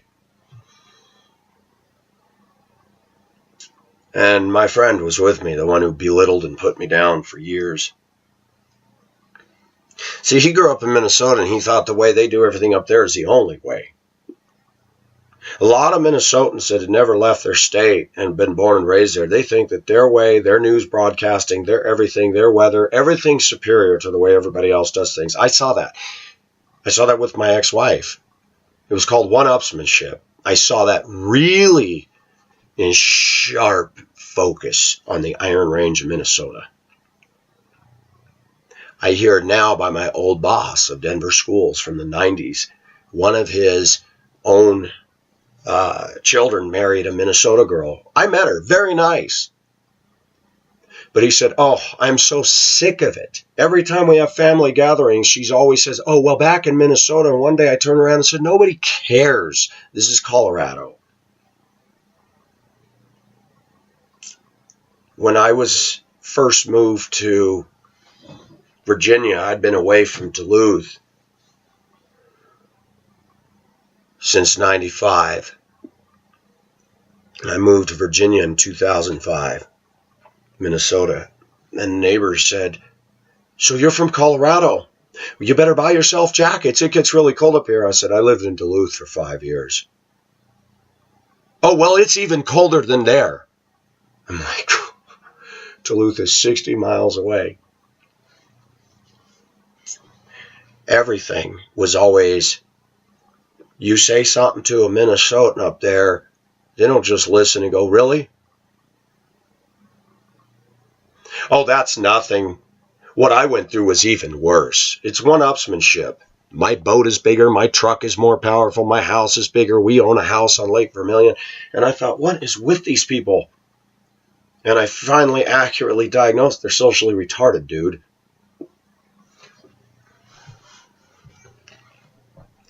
I'm going to say something that's going to be very profound to all my viewers. There is no superior state in the United States. I don't care if it's Alaska, Hawaii, New York. They all got their problems. My friend would always make fun of my accent. I said, accent? Yeah, you have an accent like a Southerner. I said, no, I don't. But I had a little bit of an accent because I lived in the Southwest. Arizona.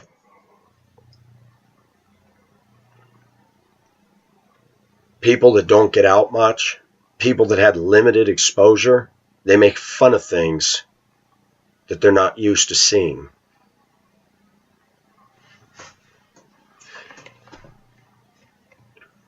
I think one of the most toughest things that's been imposed upon American children is throwing them all into a public school. And then crowd dynamics takes place. You get into an all-white school and one black child shows up, he's already the odd one out. That sucks. That flat out sucks.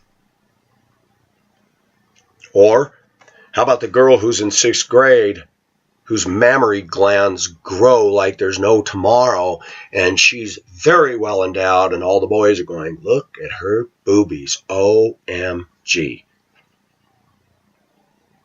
How do you think she feels? Or let's reverse it. You're in 9th grade, and all the girls are 3 to 4 inches, and she's 2 BBs on a breadboard. Guys are mean as hell. I know, I went through it, but so are girls. When I was in PE, girls, you'll laugh at this, but true story. Mammoth High School, we had to wear those thin, gay little gold shorts. Mammoth's colors were red and gold. The Mammoth Huskies, oh yeah, I loved our mascot, the big husky dog. But those shorts were a little too thin, and when a guy had a boner, and you're sitting there stretching, and the girls are stretching, and a girl bends down, and you can see her boobs, or she spreads her legs, and you can see up her shorts. Kind of normal for a guy to pop a woody. Well, everybody knew when he did, because the shorts went Ding. Pitch in a tent over there. And guys called it out. Look, John's got a Woody. And all the girls, ee. Turnabout is fair play. Ooh, look at Shelly over there. She's got hair under her arms. Yuck. Ooh, that's gross, man. PE, Phi Ed. That was the most brutal thing I ever went through. You go in the locker room, in the guys' locker room, and you had to hit the showers, and guys were talking about the size of other people's penises, commenting that the guy had hair, commenting the guy was so big that his belly hung over his ding-dong. And I was like, I am never taking a shower in here at all. I am not subjecting myself to this. Nobody's going to see my ding-dong. I'm keeping my underpants on at all times. Go from those gay little shorts, pull on my jeans, and I'm out the door. But then the football team caught you, and they try to give you a swirly, which they did try to do with me, and they were unsuccessful because by the grace of God, Mr. Maruka walked in, the principal, and they split. And while I'm laying there on the floor in the bathroom stall, and he comes around the corner and says, is there any reason you're laying on the bathroom floor? Because I love it down here, man. I like to get intimate with the toilet bowl. Because the football team had me upside down, and if you didn't walk in, my head was going in. And he smiles and says, good thing I came in, huh, Pacific? Yeah, thanks, boss. I was a squirrel, and I look back on some of that and laugh now, but I'm telling you what, kids are mean as hell. If you got a flaw, they're going to talk about it, male or female. And equally sad is that if a girl lifted her shirt for some guy, and they got hot and heavy, the whole school knew about it. Man, she had great boobs. You should have seen her. Guys would run around and go out bragging that they got to lick on them. There was nothing sacred in school. Nothing. I remember a guy telling me a story that he was from Oklahoma, and he said he and his friend walked by the science class, and they had a resuscitation Annie doll laying on a table. And they happened to come by the classroom, went to open the door. There was a glass pane in the door, and they looked in, and they said one of the special needs students had his pants down and was masturbating over Resuscitation Annie. It's like, oh my gosh. I said, so Paul, what'd you do? Did you go in and rip on him? And he says, we just kind of walked away real quick and told one of the teachers, you might want to go in there. I said, good choice. God forbid some of today's teens go in there and see that. They would have a field day with that. Awful stuff. I remember teachers weren't even sacred anymore. Did you see Mrs. Smith in sex ed today? I think she was getting hard talking about sex ed. Her nipples are poking through her shirt, and that means she was getting aroused. Oh yeah, I heard all this stuff. And kids would blurt out things that were funny. We had a ballet teacher come in one day and run our PE. I'm like, okay, this is the guys, and we are in here with a ballet teacher. So she decided to have us do ballet stretches. And she says, how's everybody doing? And I'll never forget that this kid named Bobby, who was always making comments, it just made you go, oh my gosh. I'm fine, but I think my ball bag's about to rip. Teacher ignored that. I didn't grow up in a moral environment. I grew up in a dysfunctional family where my mother didn't show affection towards anybody.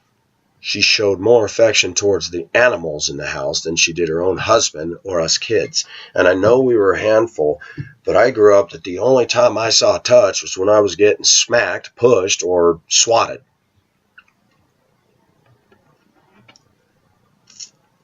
What most people don't realize and what they don't want to face in America's most families in America are not really family at all. In America, this is how family operates. It used to be dad goes to work, mom fixes the meals, but the kids all go, and once the kids get past this cute stage, where mommy can go on the field trips and help them with their art projects, once they start hitting junior high, all of a sudden the American family becomes a ghost town. John's in his bedroom, Laura's in her bedroom, Dad's watching the football game, and Mom's doing needlecraft in the other room. We're all doing our own little independent thing, and they call that family. Other than getting food and shelter, there's not a lot of healthy interaction between most families in the U.S. People are drowning themselves in their own private little worlds in their bedroom or with their own social life, and we just don't see that intimate community with a family. I've had the privilege of seeing some families that were unbelievable. Families where there was lots of siblings and they were tight. They loved each other. Mom would greet her daughters and stroke their hair, hug their sons. I was like, gosh, I wish I had that. To tell you how dysfunctional our family was, I remember when we were next door to a Jewish couple's house in Mammoth. They had an A-frame cabin that they stayed in just for vacations. They owned the house, but they didn't live there. We grew up on a block like that. 75% of the houses in our neighborhood were ski cabins. So not too many locals in our neighborhood. So we ran around with a very handful of people in our neighborhood. We usually had to go up to other neighborhoods to find the kids. Some of those houses left the doors unlocked, and we had fun playing in those houses too. Run around and play house, literally. But I'll never forget when the mother was changing the baby's diaper up on the counter in the kitchen, and she was teaching her younger daughter, said, make sure you wipe the penis off real well. And I remember my sister looked at me, oh my gosh, she said penis, she said penis, she said penis. And both of us were just shocked and mortified. Why? Because you didn't say that word in our family. We were never taught healthy boundaries. Why not? Penis is a part of the body. But we made stigmas. A lot of my white culture made stigmas about things. It's funny how hypocritical white culture is. A lot of women, they won't say words, they'll say TMI, but watch the movies those same women will watch. Nudity, violence, cussing, profanity, and it's like, there is a dichotomy between how people live their lives and what they take in as entertainment. And that alone proves that we are hypocrites as a nation.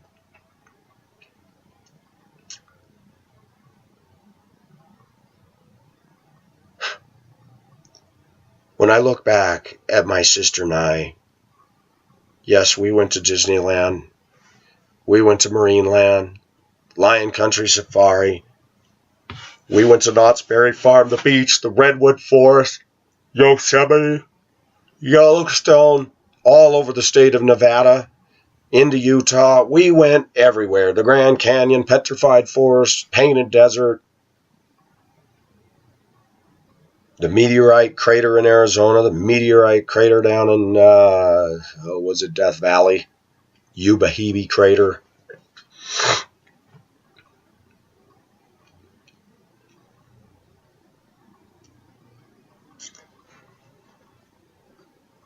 I could not sit down and have a deep level conversation with my father. Ever. I could never let him know about any of my struggles. My mother frightened me into my 30s. I was terrified of her. She wore the pants in our family. All three of us kids, the natural born daughter, and I didn't find that out until I was an adult, but she had an eyelet hook catch on our doors. Get home from school, throw my sister in a room, throw me in a room, and lock us in our rooms. And my mother, let me tell you something, there was abuse, and there was a lot of it. Just for me to bang on the door and make noise to get her attention and say, I have to go to the toilet. She had me fearful of even doing that.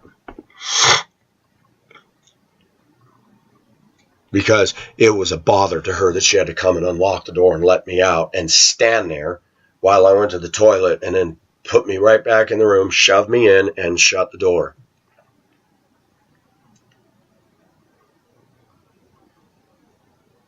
So when some self-righteous biatch of a so-called Christian woman can look in on my life and say, you're a mess, you're a whack job, and you're an idiot, and you're immoral.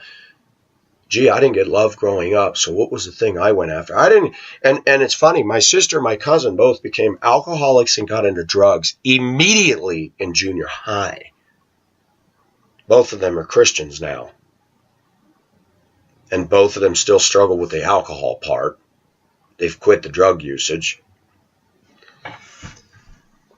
I didn't go into that, but I went after intimacy.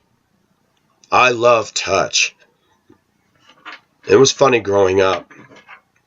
Another dichotomy that's worth mentioning is my aunt and my mother were sisters. My aunt was drop dead gorgeous. She looked like a Hollywood model. Aunt Sharon. And she showed it all. I mean, she would wear bathing suits. We'd go inner tubing down the Owens River. And I remember as a teenager, yes, because she's not my relative, but still, I was lusting after her. I told my cousin, I said, my gosh, I can't believe I'm saying this, but my aunt is hot. It wasn't until after years, it wasn't until I hit my late 30s that my cousin and I had a talk. And his mother was to him the way my mother was to me. But my mother to my cousin was so sweet and friendly. Oh, you can stay over. Oh, and we'll fix you a TV dinner. And my cousin loved TV dinners. He thought that was so cool because his mother didn't believe in doing TV dinners at all.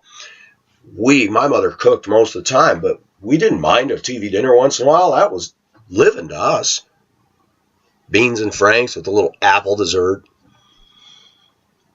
My cousin loved coming to my house, and I like going to his house, because in a weird dichotomy that makes no sense to me, while my mother was atrocious to me, she was just nothing but sweet and generous to my cousin.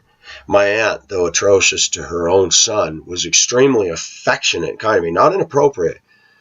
But when I was little, she would stroke my hair and say, I love his red hair. It's so thick and so nice.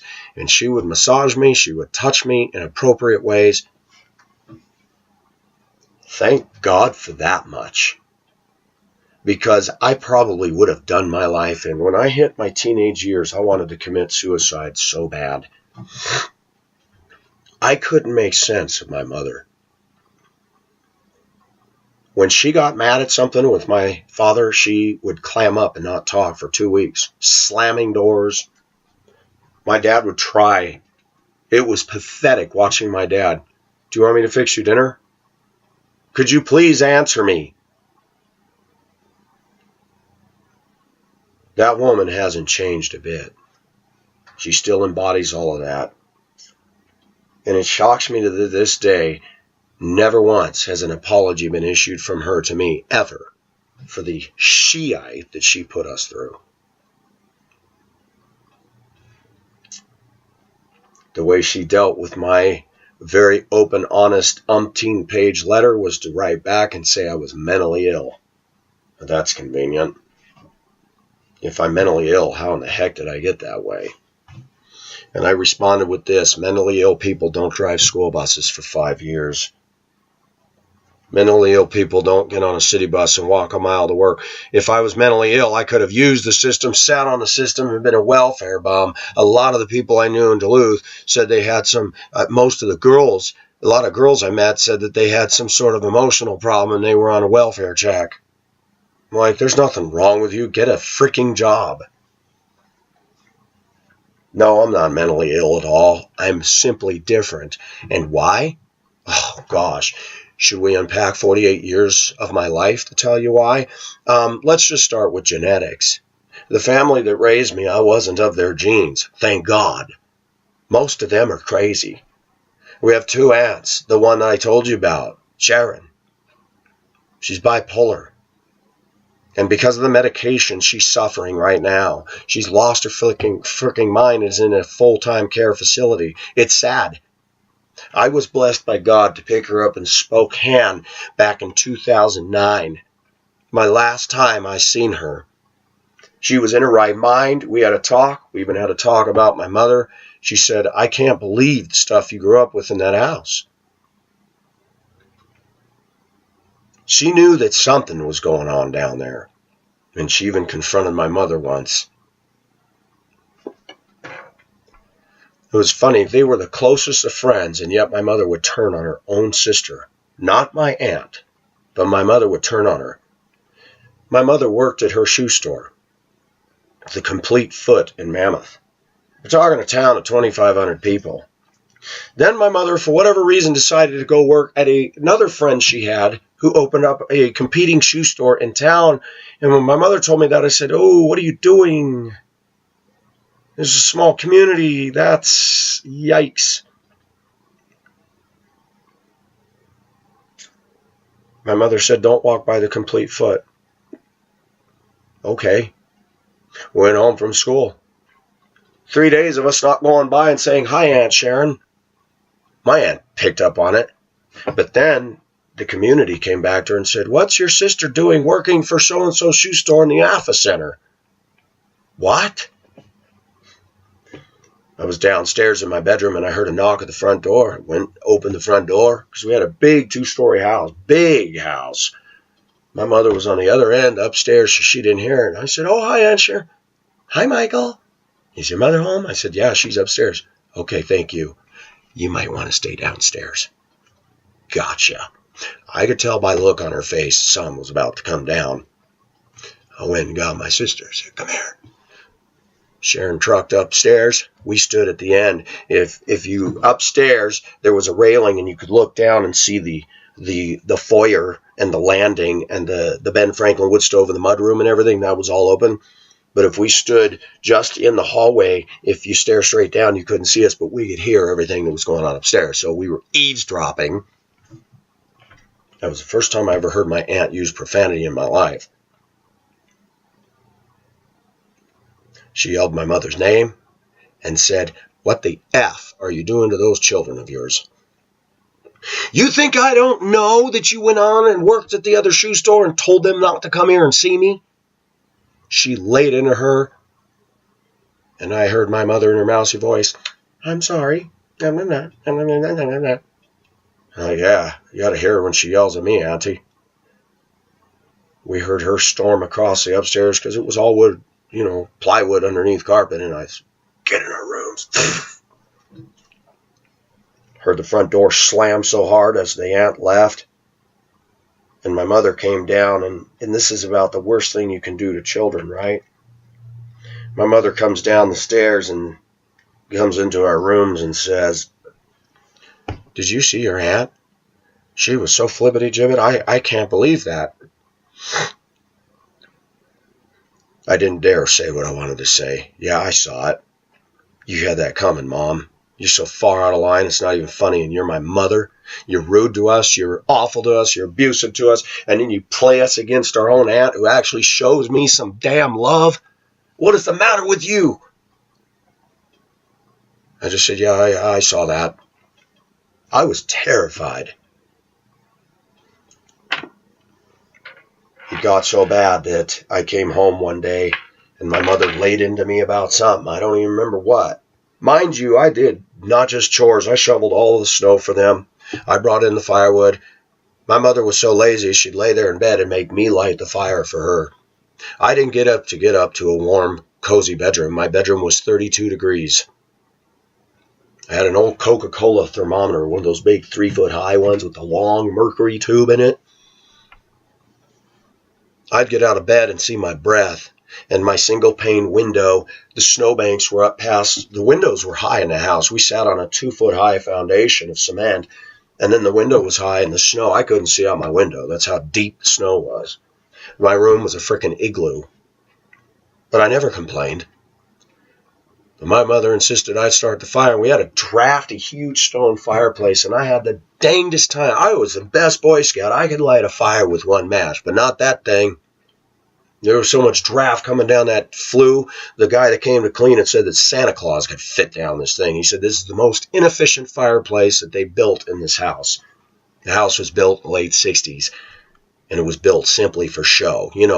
Hit the slopes, come in, have a roaring fireplace and a rock hearth, and drink our glasses of wine. La-di-da.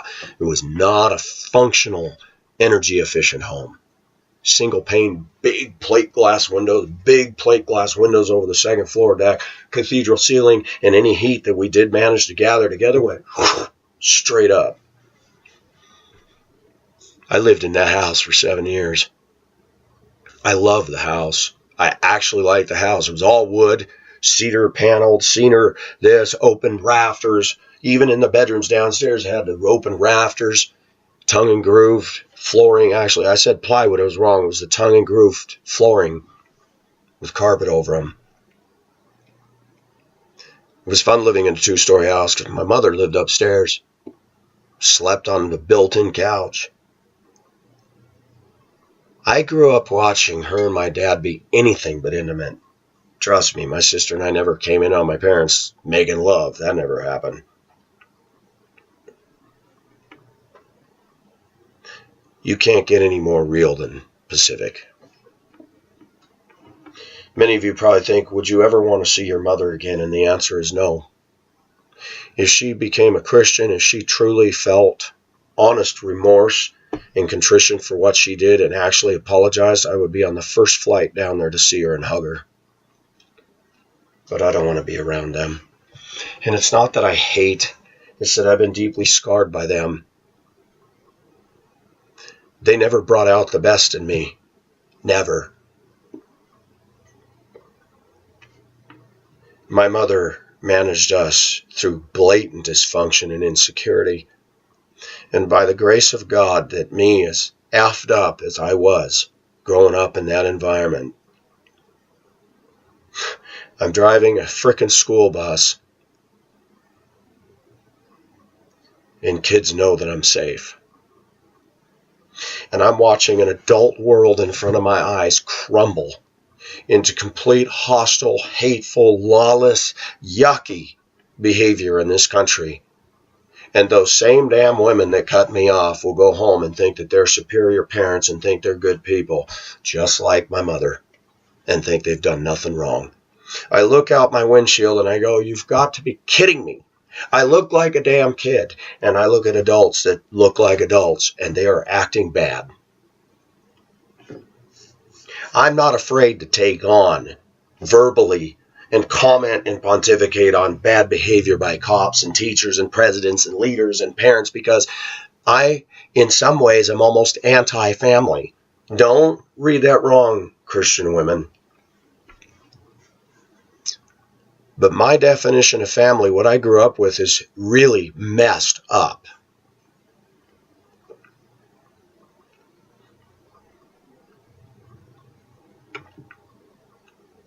It took me years to finally accept the fact junior high boys are squirrels. And if you sit there like most women do and yell and scream at them and move them and do this and do that, all they're going to do is have fun with you, because squirrels are squirrels. One day, 2 days before that, I had to move 2 boys that were just yelling crap out the window at pedestrians, and I was sticking their head all the way out, when I'm going by tree branches. I'm like, guys, we can't do that. I moved them to the front, one here. And they were squealing back and forth like stuck pigs and being who they were. And years ago, I would have said, hey, enough. You know why I didn't? Because I'm used to the fact they're going to be boisterous. One of the biggest faults of public education, one of the biggest faults of women being in charge of men, is they don't know us. They don't understand us. And it is very rare that you'll actually hear a guy praising his mother today. John Wesley, who started the Methodist Church, not what it's become today, that's a mess. But the original Methodist movement was very godly, very biblical, very, very spot on. Now, they had their doctrinal deviations, I'm sure, like baptism and stuff. But let me say something. John Wesley had a very loving Christian mother who instilled in those boys, John and Charles Wesley, stuff that took hold. By the same flip side of the coin, mothers can also instill in us a lot of bad things that we carry for the rest of our lives, scar tissue. And viewers, don't be afraid to admit you have scar tissue. I know viewers personally that I talk to on the phone that I can clearly hear the scar tissue when they talk. They're defensive. They're angry. They're questionable about everything because they've grown up in such a crummy, crappy environment. And a society that actually thinks they've got it together looks in on people like us and says, well, you're a mess, you're a whack job. Yeah, but get in my bus and look out my windshield and let me follow you and how you drive and how you disregard traffic laws and tell me, what is that?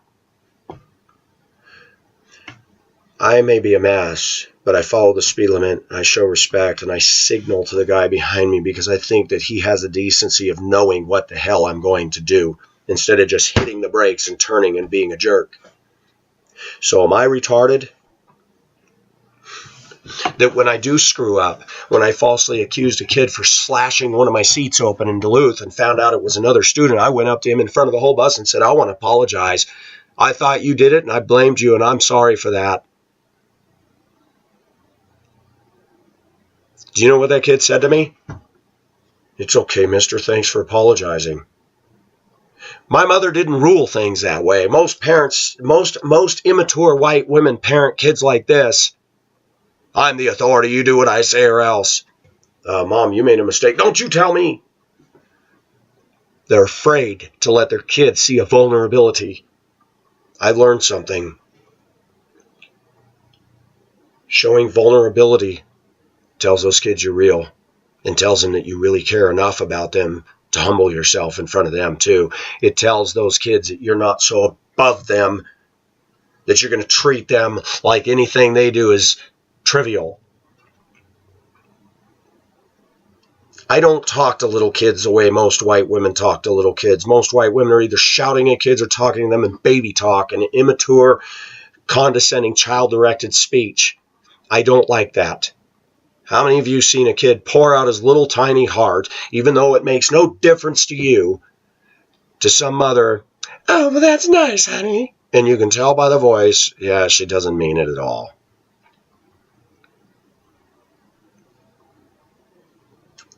You know what I've done? And kids love it when I do this, especially little guys.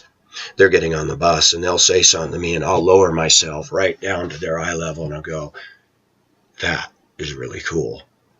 I like Batman too. They love that. When you tower over them and go, that's nice. Oh, you look so cute in your Batman outfit. Save it. People in America aren't very smart.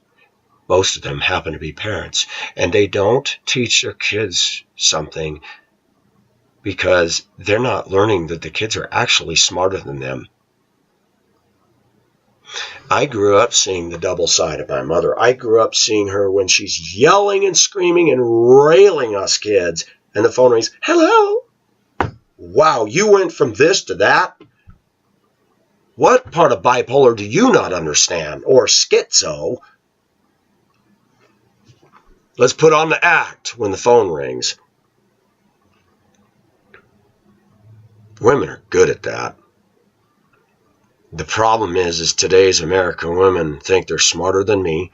They look at me with my thick glasses or that I'm just a bus driver, whatever's going through their stupid, screwed up head, whether it's teachers or whatever, and they talk to me in that fake voice, and it's like, I want to shout, hey, I don't know why you're not smart enough to figure out I can see right through you. You're highly dysfunctional, lady. Get over yourself. Please get over yourself. Do us all a favor. Got to set my alarm for tomorrow. This weekend flew by. I don't like that. I'm actually looking forward 2 more weeks of the grind and 2 weeks off, and I'm going to relish it. This is about keeping it real. It's hard to respect a woman sitting in her underwear. I didn't want to leave rude comments because all that would do is just make her armed to the teeth. But I'm not dumb. A woman like her isn't going to find my channel inspiring to her in any way. I'm not comfortable sitting in my underpants on a YouTube video because it's inappropriate. You notice that women, I was driving down Colorado Boulevard and I saw a woman, and I mean, you want to talk weird, tall, white woman, high maintenance. She's walking and she's got these weights and she's doing this weird thing down the street with bumper-to-bumper rush hour traffic because she's one of those workout women. And I thought, you know, when I was a kid, the junior high kids would have seen that and said, look at that retarded woman. Women are so confident today that they're out there acting weird as hell. And they're unfazed by it. They think they're the cool ones. It's interesting what's happening to our society. I watch women walking, and they're just walking, and their arms are exaggerated. And they're just walking, and I'm like, what is that?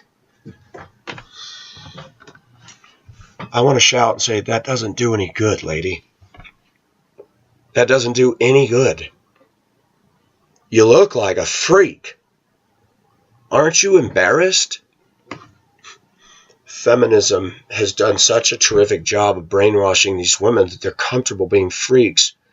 I'm just going to sit in my underwear. I'll tell you what, if we go back to the 1950s and a woman were to show up at a convention center and give a speech to a bunch of adults in her underwear, they would shut her down right now. Women have been severely damaged up here and brainwashed. A lot of them. And the only ones that see the truth are those few that have their eyes opened.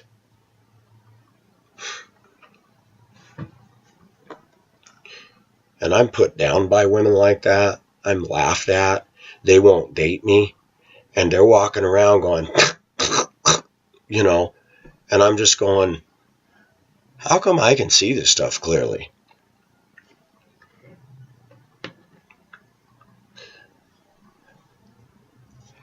When I refer to the woman that adopted me, even my wife of 14 years said, I noticed you never call her mom, you call her mother. I said, she never was a mom. Mom is more intimate. Mother is more formal. And now, as the years have gone by, I refer to her by her first name, even with other family members. So I can't call her mother. In many regards, other than the exterior things, the camper truck, the trips to the beach, I did not grow up with a family. I grew up with people that put up with me and barely at that, and did a hell of a lot of damage along the way. The woman believes she's a good Catholic, and she got her husband to join along with her. They don't show real love towards each other. I will say about my dad, I think he really did love her, and I think he tried like hell. She has been mean to him, high maintenance to him. He carried the financial load, bought her the house, bought her the life, and she's treated him with scorn and contempt ever since. Typical American white woman. Shiite all over the male. I watched my entire family do this. I watched my dad's mother throw her husband under the bus. He was violent, he was rude, he was this. He bought you a house and you got to stay home, be a stay-at-home mom. I watched women in my family throw men under the bus. I watched a bipolar aunt, who's my dad's sister, rip on and on about her school principal ex-husband. I grew up seeing Uncle Rod as a pretty nice guy. She to this day talks about how pompous and arrogant he was, and I never got to know that side of Rod. The fact is, I think he'd had enough of her and put her out. And then to find out she was bipolar, I thought, I couldn't deal with a bipolar woman. A woman at work overheard me say one day, I said, I will not date or get involved with a woman on meds. And she's a conservative woman. I like her as a coworker. And she said, you wouldn't date a woman or fall in love with a woman on meds? I said, no. She goes, well, I'm on meds. I said, well, no offense, but no. She was offended. Because, I'm sorry, I grew up in a time where people weren't on meds. And I've got a, quote, mother running around who thinks everybody else ought to be on meds or everybody's got a food allergy. And I look at her and go, then what the hell is wrong with you?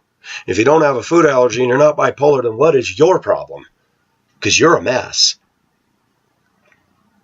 I wrote her a letter that really ticked her off. I said, you hide behind religion and you think you're going to earn favor with God by doing all your little good works, and he's going to tell you one day, depart from me, I never knew you, because you are either in the blood of Jesus Christ, and it is only by his grace that a person is saved. And if you think that all your good Catholic works are going to outweigh all the horrible stuff you did just to me alone, God is going to show you, lady, that you're dead wrong. Dead wrong. That as a parent you get an epic fail.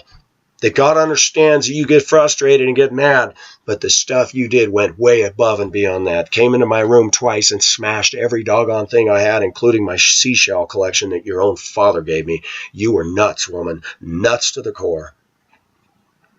I was never able to sit down and have a talk with her. My mother's way of dealing with things was to hang up the phone. That's how American women deal with us men. Yell and scream at us. Clinically diagnose us, hang up the phone, change their number, do this. They will not sit down and listen to any criticism of themselves at all, which is a byproduct of feminism. Never, ever, ever entertain a man telling you you're wrong. Never, ever, ever look within. Always project, always be in charge, always be the alpha female, and never, ever take it from a man.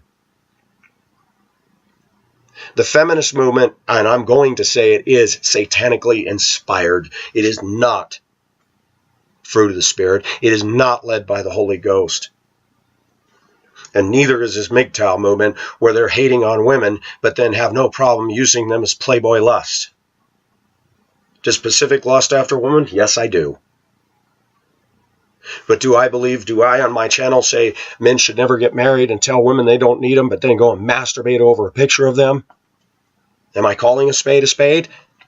How hypocritical is that? If you don't need a woman, if you're really going alone, then don't even look at a picture of a woman, don't masturbate over them, don't get any sexual orgasmic experience from that at all, because if you are really going your own way, then go your own way. Don't be a hypocrite to your own cause. And the same with the feminists. They're liars and hypocrites too. I don't need a man. Oh, yes, they do. Why are they using a vibrator shaped like a man's penis down there? Hello? Our society is jacked, and our thinking is jacked because people are darkened in their understanding. Does Pacific have it all together? No. Am I a mess? I don't think so. I think I'm actually pretty clear-headed. Can I be moody? Can I be impossible sometimes? Absolutely. Sometimes I can be a pain in the butt to myself. But I also know what I am and that I have that's good. I'm a dang good worker. I do have heart and I do have passion. I will treat somebody nice that's kind to me. But victory started coming when I finally severed that chain of fear that was wrapped tight around my neck that attached me to that woman that I call my mother, that I can't call my mother anymore, but the one that adopted me. When I finally wrote a letter and said, you know what, you've told the whole family this, and this about me, but here's what I remember. Never did she write me and say, you know, we need to talk. I'm really sorry. I see I've opened up some wounds. Nothing. That's not a woman who's walking with God. That's not a woman who's come into contact with the holy. But when I got saved, she called me Jimmy Swaggart and made fun of me and all this, and it's like, and that was before she even knew that I had struggled with sin or this. She made fun of the fact that I was a Christian. She immediately reacted the day after I got saved, ordering me out to my room. And the next 2 weeks were so chaotic that her own behavior drove me out to move in to a situation that got me in my first marriage. She never took ownership for that ever. All she did was blame her, the woman I married, her father. It was interesting. Her name is Sheila. And at the time all this was going on, his last name was Horde. Does anybody remember in the 80s the cartoon She-Ra and the Hordes? And somebody jokingly said it's Sheila and the Hordes. And it was bad. They even contacted an attorney, and the attorney said, Pacific's 18 years old, there's nothing you can do. He can move out all he wants. Thank God. I thought about that the other day. What if things got so bad that you had to move in with your parents? I said, I would swim out in the Pacific and kill myself.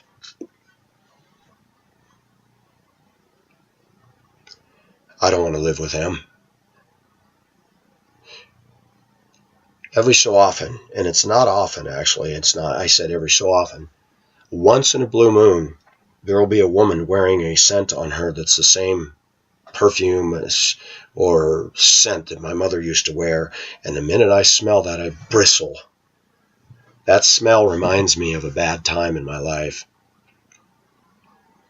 Don't smell it much anymore, but once in a blue moon, some woman will walk by and I'm like, ooh, I don't like that stuff.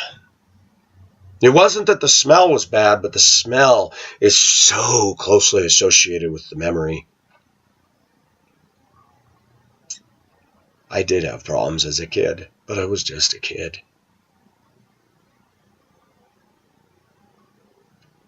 I didn't understand what I was doing. I didn't understand myself. I didn't understand sexuality. I didn't understand a damn thing. I was naive as hell.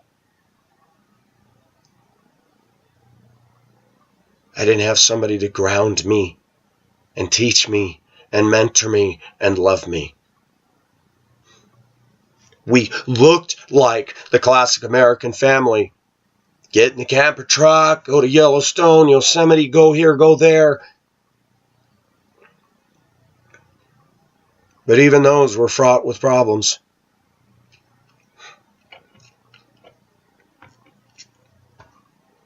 I even read in a book that I quoted to you guys, written by a secular source, saying that women do not know how to raise boys. They expect boys to behave like girls, and that's an impossibility. The question has been asked by several members of my family, including my uncle, why did your mother adopt you kids? When I start going back into my mother's past, I know absolutely nothing. She's strangely silent about that. Her father, that I respected his seamanship, I don't know how good of a father he was. Her mother, that I respect, those grandparents that handed to me more than my parents ever did in a good way. I found a love for cultures and the world and National Geographic and the sea and ships and exotic ports through those two people. My world was expanded through Papa and Dee Dee. It was never expanded through the mother and father that adopted me. And to this day, my love of a foreign world can be attributed to my grandmother making me read and look at National Geographics. I don't agree with National Geographic's stance on evolution and stuff, but those pictures opened my eyes to a world that was way bigger than America. My grandpa's exotic exploits of sailing the seven seas and being on ships in storms gave me a love for the ocean and the ships and the life that's out there.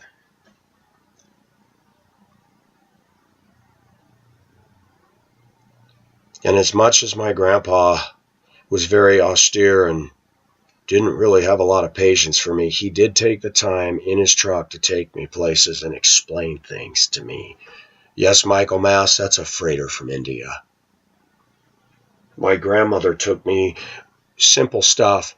We'd park a distance away and watch these big cement mixers roll up underneath that big silo that dumped the concrete in the funnel in the back of the cement mixture. And as a kid, I thought that was cool. My grandmother took us to the duck pond just to take breadcrumbs and feed the ducks at Escondido Park. I got more that is in me today from those grandparents. That's good.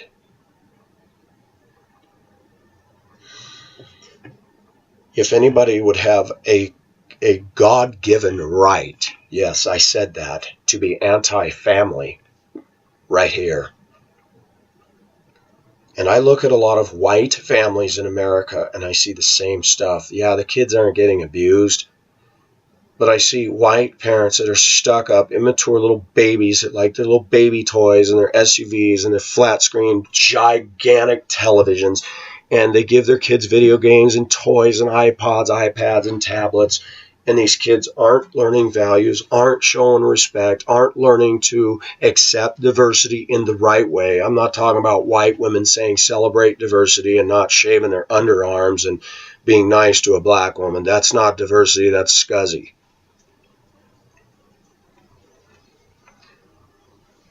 But I see a syncretism going on with white middle-class families that's disgusting. We're teaching kids how to be comfy and materialistic and elitist. And those kids are usually spoiled brats. That's not raising children, my friend. That's not parenting. Most kids, in a way, are raising themselves. Now you can throw a Zappums in the microwave and there's your dinner.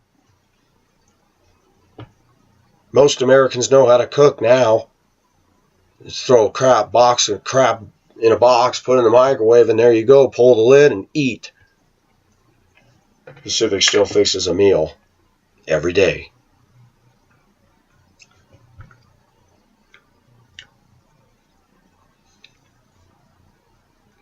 When a woman can feel comfortable in her underwear, and when a woman, a person who's supposed to be a lady, can bedeck her arms with tattoos where she looks freakish, medievalish, scary, and be so confident, I'm disturbed by that.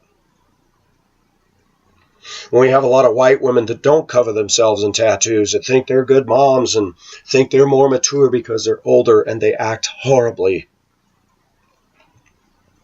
I'm disgusted by that.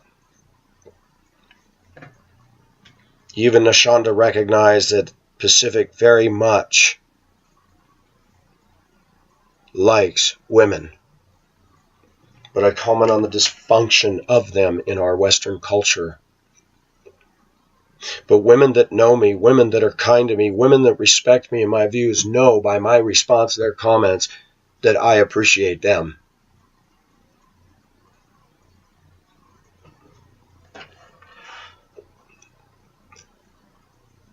I don't know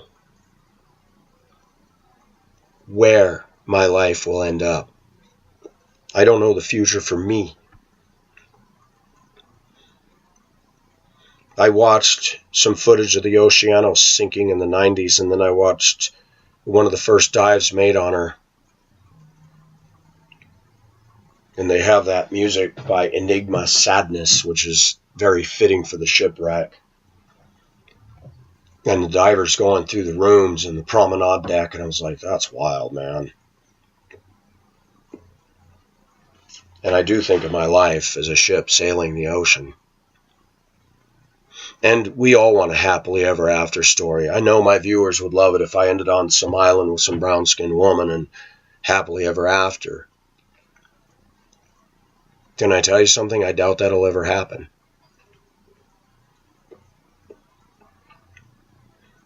But my video channel show me there's a lot of broken us out there.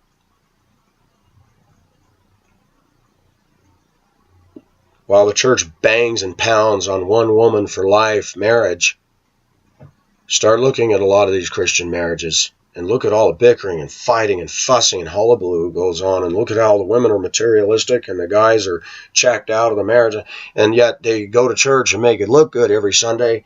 But there's no warmth and no passion. And I go, you know what? What is a marriage?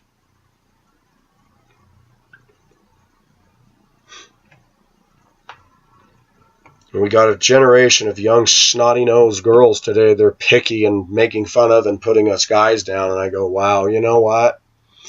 When an all-out war breaks out, sweet toots, because of the way you've been to us, and the invading army comes in, I'm going to run for my life. I'm going to worry about saving you. You want equality, you save your own butt. And with all your little tattoos and piercings and attitude, we'll see how good you are at staving off an invading army. I don't think it's going to go very well in your favor. I'm tired of women trying to be males. I'm tired of women thinking they're tough. They're not. They're jaded. They're hardened. They've had their conscience seared as with a hot iron. I'm also tired of hearing that that's all the result of us men. That's a bunch of bull. The way that the woman who adopted me treated me, that had nothing to do with me. That had everything to do with her and her screwed up head. And it's more telling that it makes me realize that there must have been problems in her own family, that she married a man that she doesn't really love and pushes away when he tries to hug and kiss her. And then she feels the need to adopt 2 children when she had one daughter that died on her, who was microcephalic. And then let's get some more dogs and more cats and poop and scratch everywhere and scratch and rip open the sofa. And, you know, my dad's getting mad, and my dad, who's actually a pretty simple man, has got a house full of chaos that he never asked for. I don't fault my dad, because I don't think that deep down in his heart that he ever really wanted to adopt.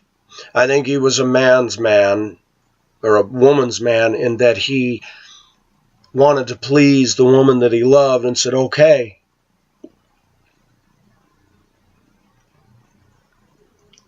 The thing that bothers me about my dad is that he didn't put his foot down and said, look, you're out of line, woman, and we're done. The buck stops right here. You're going to stop your little immature 2-year-old behavior slamming doors and clamming up.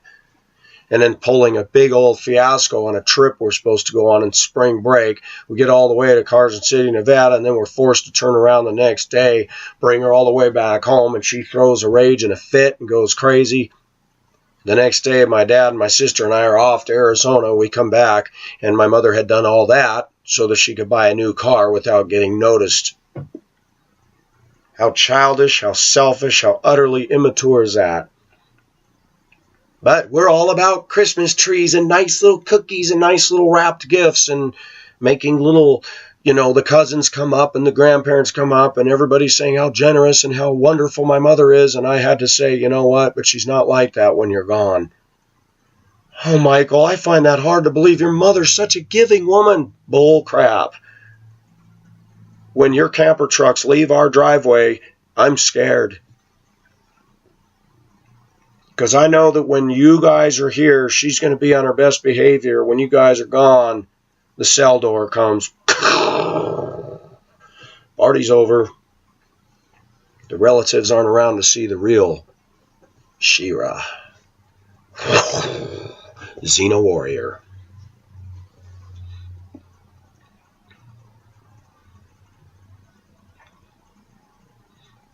Then when I become a Christian, and I start calling a spade, I'm accused by my family. Oh, you're so judgmental. I was judged by my oldest sister. I was judged by my mother, put down, condemned all the time. And then when I judge rightly, I'm condemned for that. With women like what I'm describing, no matter what you do, you will be on the wrong end of the stick. You're going to be the cue ball, not the stick. You're going to be the cue ball that gets sent into the corner pocket. Those are evil women. Those are women that do not know Jesus Christ, and if they do, they have not matured. They are still in their fleshly ways. Women like that are not interested in a true relationship with a true and living, intimate, personal, vulnerable God who put himself on a cross. Women like that think that they're all that in a bag of chips, and they're going to earn their favor with God by doing all these good works, thinking that'll cancel out their sins that are piled as high as heaven. I think it's interesting that the Catholic Church thinks that you can do penance and you can do confession and that gets rid of sins. And the Bible describes in Revelation 17 and 18, the whore of Babylon, your sins are piled as high as heaven. Ouch. As irony would have it, the Catholic Church thinks it's keeping short accounts. No, it isn't.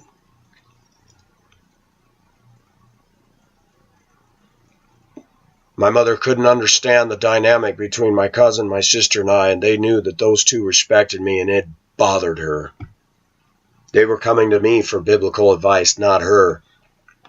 And one day I had to set my mother in her place on a phone call that I had in 2008. I said, Mother, I did not inherit my spiritual faith from you. You didn't give me any of this. How's that for a rebuke? My cousin said the same thing to his own mother.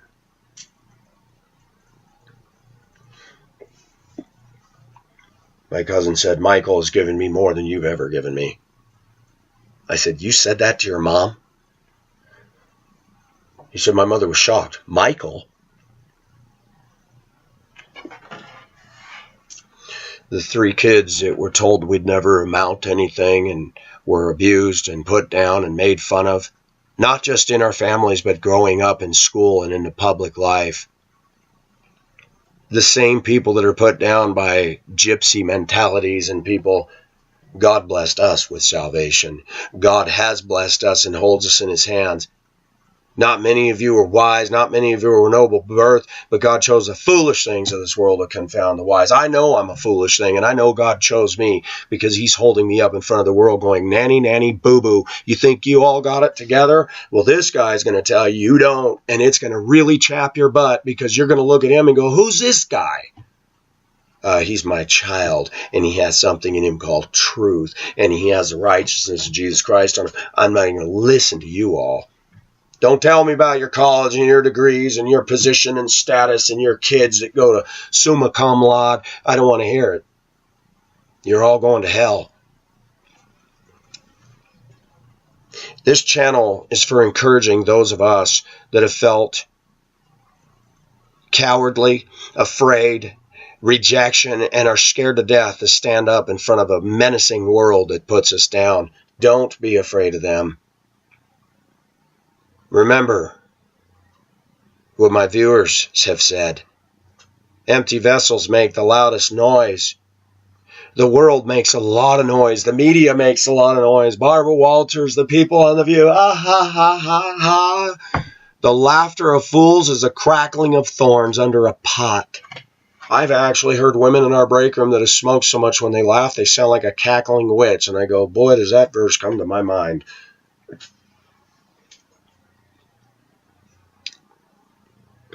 I have been vindicated. God has shown me grace and mercy that I don't deserve. God is a father to me, and because of my messed upness, I don't always understand that God loves me. I can't get my arms around that. Because my mother didn't love me, my father didn't love me, my oldest sister didn't love me. Most of my family, when I finally told them what I needed to tell them, they didn't want anything to do with me. That's not love. Maybe I should have sang this Hathaway song to my mother. What is love? Mama, don't hurt me. Don't hurt me no more. But to have a child who's adopted, who's ripped from his mother's arms into a woman who adopts me, who's smoking and puffing it in my face and wondering why I'm irritated and colicky, and maybe the cigarette smoke might have something to do with it.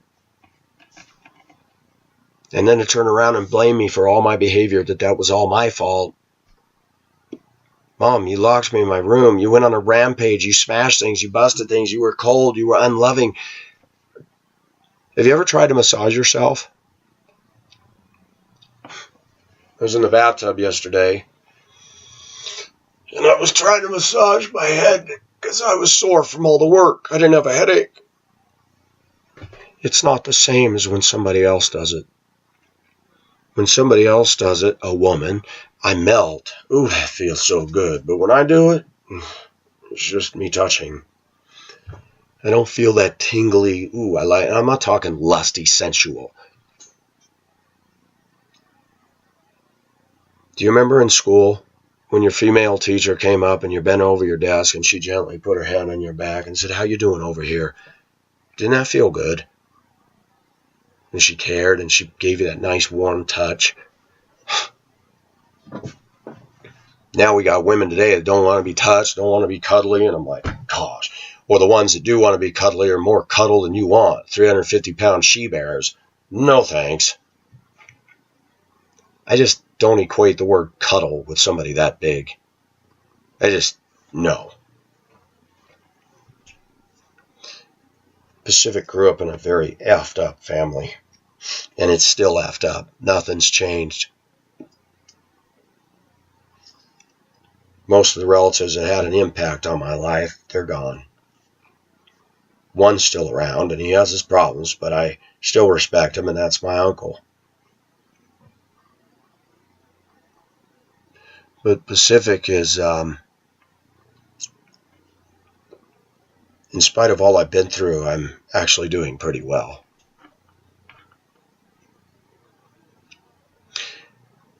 I think the deeper question we should ask is, what kind of a family did Gypsy grow up in? What kind of a family did all these trolls on the internet grow up in? That they're so rude, so hateful, calling people names and thinking they're so all that in a bag of chips. I don't even think I'm all that in a bag of chips. And I don't get on the internet and troll. And I'd have every reason to do so. I could be king of trolling.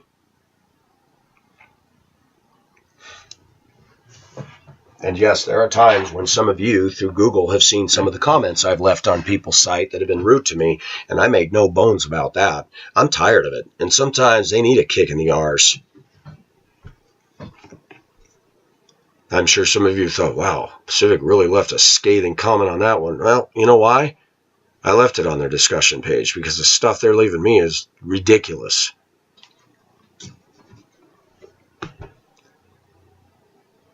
I don't know where my life's going to end up.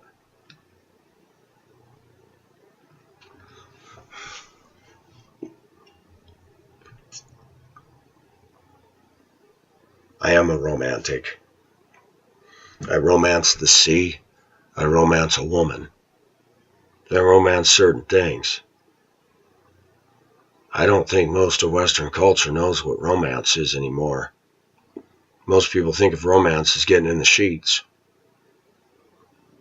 I don't think most Americans know what sensual is. I don't think most Americans know what real passion is and warmth. And in spite of what I've been through, I feel that my bridge, everything on the bridge is still working. All the navigation equipment, oh yeah, I make some dumb moves. Sometimes I get dangerously close to hitting a reef, and yeah, sometimes I end up on a sandbar and have to be tugboated off. Who doesn't? But let me say something about those people that adopted me. I had a dream last night that my phone rang and it said, it showed up as mom and dad. I was like, that's weird. Don't have them in my contacts. Only to find out it was my sister calling from their number. You might ask, do you want a relationship with your parents? It's too late for that now.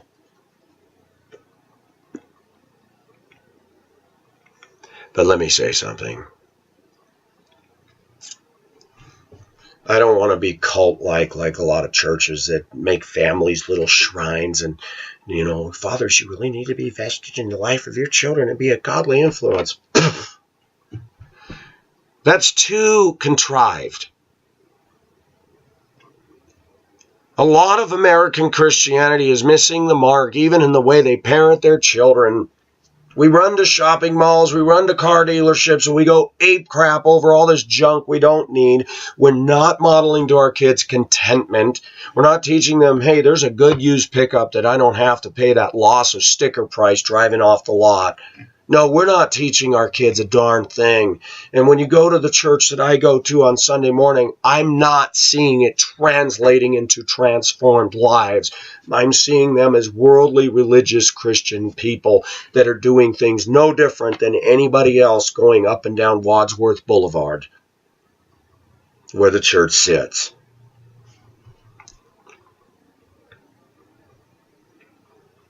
Most parents today are not parenting at all. Most families are content to teach their kids to be independent. Now you go to your room and you go to your room. I'm going to go to my room. Everybody leave everybody alone. And you run into the kitchen every so often, get a snack and brush contact with each other. Oh, how you doing? Oh, good. Go to my room and watch 10 hours of anime. Maharani's family's doing that.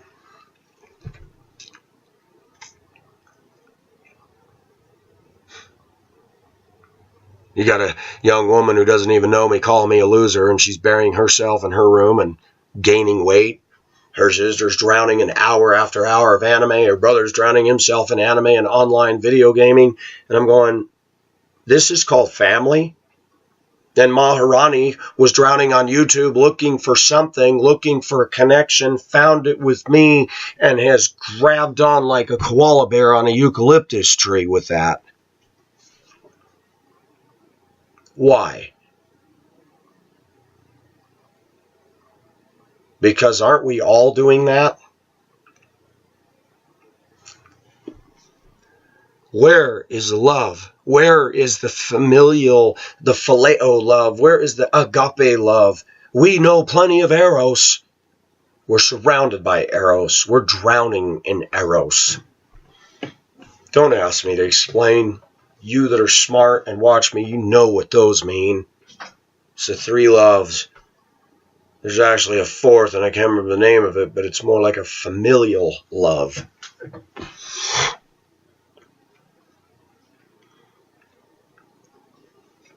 Maharani wants a man and wants her arms around a man. And she wants to go to bed at night knowing the security of a relationship, of a man who loves and cares for her.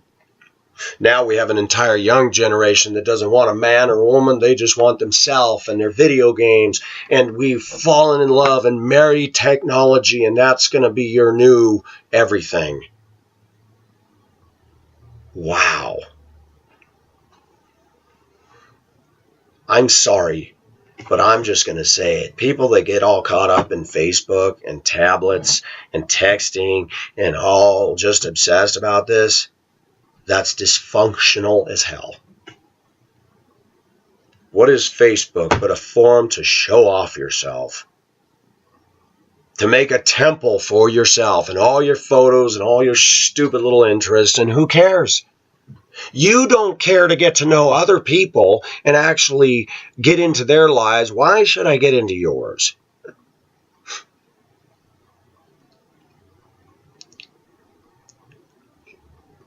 Women are out there yelling and screaming and beating on their drum that they want a good man, they want a good man. And what do they want in a good man? Big money, big cars, big houses, big financial security. And what has she got to give? Facebook, narcissism, thinking her poop don't stink, spending 3 hours in front of the bathroom mirror, wearing provocative dress shirts to show her 2 inches of boobies with a push-up bra. Wow, that's a great relationship, honey, but sorry, I think I'm going to pass on that. You can't talk to this generation. You can't reach them. The only people I'm reaching on my channel that are people that already agree with me anyway. Nobody has camped on this channel that was totally the very thing I've complained about and said, man, I agree, I'm wrong, there's something wrong with me, I need help. Nobody's come here saying that. Look at this, man. What is this big old lock of hair sticking out?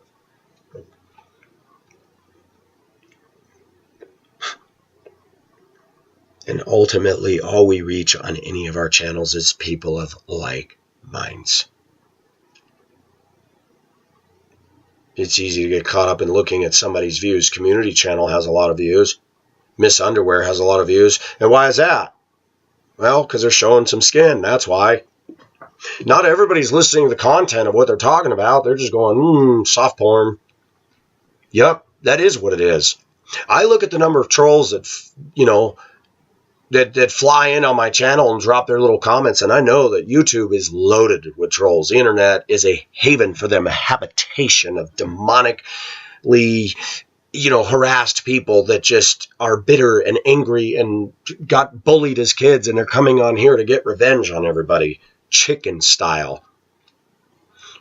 I watch these idiots that carjack cars in these videos, force women and men out of their vehicles, take the vehicle, crash it up, smash it up, go get another one, do it again. And then when the police get them finally, when they crash, then they're running. It's like, oh, you chicken, why don't you run at the police? Why don't you show them you're such a man, you coward? Punks. And that's all we got, it seems, is a generation of punks. Punk girls, punk guys. Girls trying to be male, guys thinking they're tough when they're just wussies with tattoos and piercings looking like scary freaks that should just join the circus show. Come see the clown that's covered from head to toe in tattoos. Dun, dun, dun, dun, dun, dun, dun.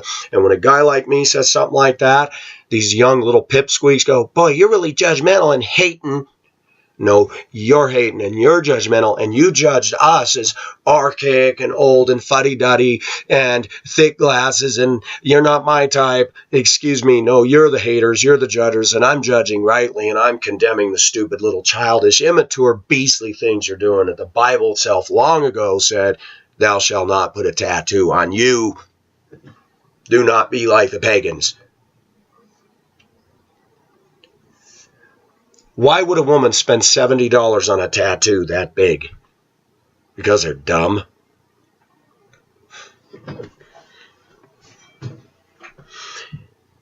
And there's women on my channel that have been made fun of because they've had old-fashioned values. Old-fashioned values really damage our society, don't they? People who believe in following the laws, paying their taxes, building a home. Not a $500,000 look at my expensive house home, but a home of love. A home where the kids come home from school and she hugs them and holds them tightly and says, I missed you today, son. I didn't get hugged when I came home from school. I was immediately locked into my bedroom until I was 10. And finally, one day I had enough. I ripped the door open and busted the catch off the door and said, I'm done with this catch. Are you going to put a hasp and a padlock on here now? My mother did not have the tools to direct me where I needed to go. Full of energy, a nuclear reactor as a kid just as much as I am now, and people today appreciate that. My mother didn't.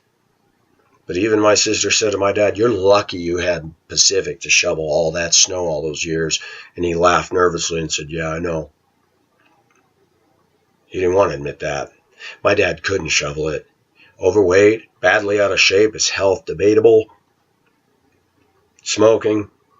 If he'd have gone out there and moved snow the way I did, he would have had a heart attack. I'm 48 years old, and when my father was 40, he was in atrocious shape. No, he didn't have health problems per se, but he got winded. I drove him absolutely nuts because I was a ball of spitfire, and he couldn't handle it. And it wasn't fair to him.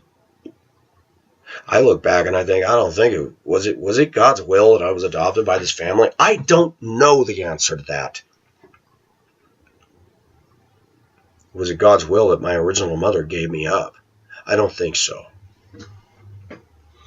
That's why I struggle with the term adoption. Somebody says, oh, but you'd be the perfect parent to adopt. No, I wouldn't. Because I learned something. I learned something that was modeled by the family that adopted me. They had 2 daughters, one that died.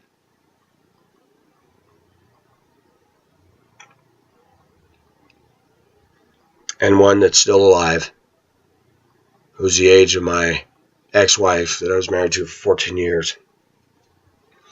And my little sister and I that were both adopted, we both grew up and we looked at each other and said, blood is thicker than water. We saw it played out. The favoritism that my mother and father showed that woman, they paid for her college. They did a lot of things for her they did not do for us. Always compared against her. And to this day, when I moved to Duluth, Minnesota in 1989, my parents made not one effort to come up and see me in the 5 years I lived there. That was when I moved away from them. When my oldest sister moved up there with her husband, they were there within a week of them landing in the U-Haul. And went back every year and brought the cousins and the grandparents and paid for their flight and everything. And I addressed that. You want to know what my mother's response was? Well, you didn't even own a house. What, you can't see my apartment and stay in a hotel for a couple days? You couldn't put a sleeping bag on my floor in my nice warm apartment? I got the picture. Blood is thicker than water, pal. You're not loved. She's the favored one. So I have a real hard time with adoption when it says that we have been adopted by God. I struggle with that. It's like, yeah, adoption isn't very secure. And yet you have to read the scripture. I and my Father are one. All that the Father has given me will come to me. I will no wise cast them out. No man shall pluck them from my hand. When he adopted us, the Father put his hand around us and said, I got you. Come to Daddy. Let me tell you how my mother taught me how to swim. And tell you how well that went. I was afraid all my life. I was terrified of her. She was not a warm, sweet person. I remember being in a pool, California, years and years and years ago. It was a little tyke. I was holding on to the edge of the pool for dear life. Let go and start swimming and Dad'll catch you. I'm scared. That security was never built in me by my father. And you know how my mother proceeded, you're such a baby, you're such a little chicken, blah, blah, blah, and all that. I was scared to ride a bicycle. And I'll tell you why. I didn't like getting hurt. My oldest sister put me on a bicycle, had me sit on the back of the seat, and she took off, and my leg dangled down and got caught in the spokes. And then another time, she put me on my riding John Deere tractor with the pedals and sent me down a hill so fast that I crashed at the bottom, and I finally said, everything my oldest sister does is nothing but painful. I'm done with this. My mother would yell at me, you're such a baby. Look at all the other boys are riding bikes, and you're a little chicken. Do you know I taught myself to swim and I taught myself to ride a bicycle? Well, wait a minute. Let's go back to the swimming in a minute. You know how I learned to ride a bicycle? I got on a bike while I was leaning against a picket fence, and I was holding onto the fence, and I just kind of pulled along the fence and hold the handlebars of the one. I'm like, hey. And then I let go and started pedaling, and I'm like, I'm doing it. My mother and father weren't around to cheer me on. I went in the house and said, I learned how to ride a bike. It's about time. Knew you could do it. You're such a coward of everything. And no thanks to you, Mom. I almost drowned 3 different times. I was shoved off a raft on a 6th grade graduation field trip at Mill Pond in Bishop, California. How many of us climbed onto this raft supported by 55-gallon barrel drums on each end. Big raft, plenty of room. But the thing started to tip to one side because it leaned down, and some idiots started pushing everybody, and I was one that got pushed, and I did not know how to swim, and I thought I'm going to die. Thank God another bigger kid rescued me, and the thanks he got is in my panic. My hand went and clawed all down his chest. And when we got in, I said, I'm so sorry, I didn't mean to scratch you. He said, it's okay, man, you really panicked. The teacher yelled and screamed at me. It's like, it's not my... You shouldn't have got out there. Nobody told me that. Nobody told me if you don't know how to swim, don't go out there. And I said, did you bother to yell at the kids that shoved everybody off? Did you address that, teacher?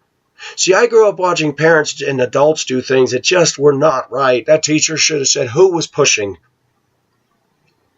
They should have made that fool have a timeout for the whole grad trip and sit there while we were having fun.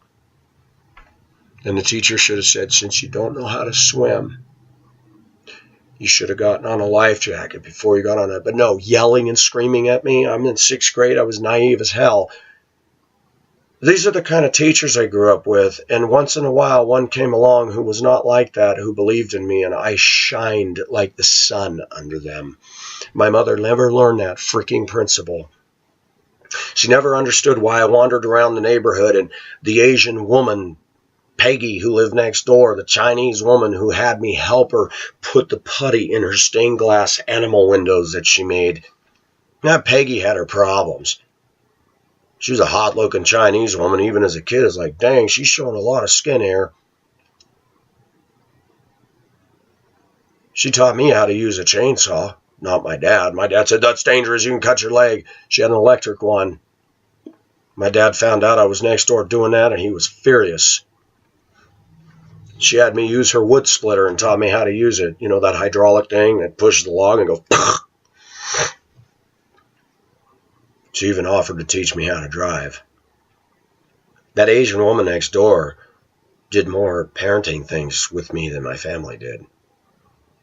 One day I was down on her deck, and I had gotten swimmer's ear, and we were doing a stained glass window. I said, my ear's in such pain. And she goes, why? I said, well, I got water in it from my cousin's pool in Southern California.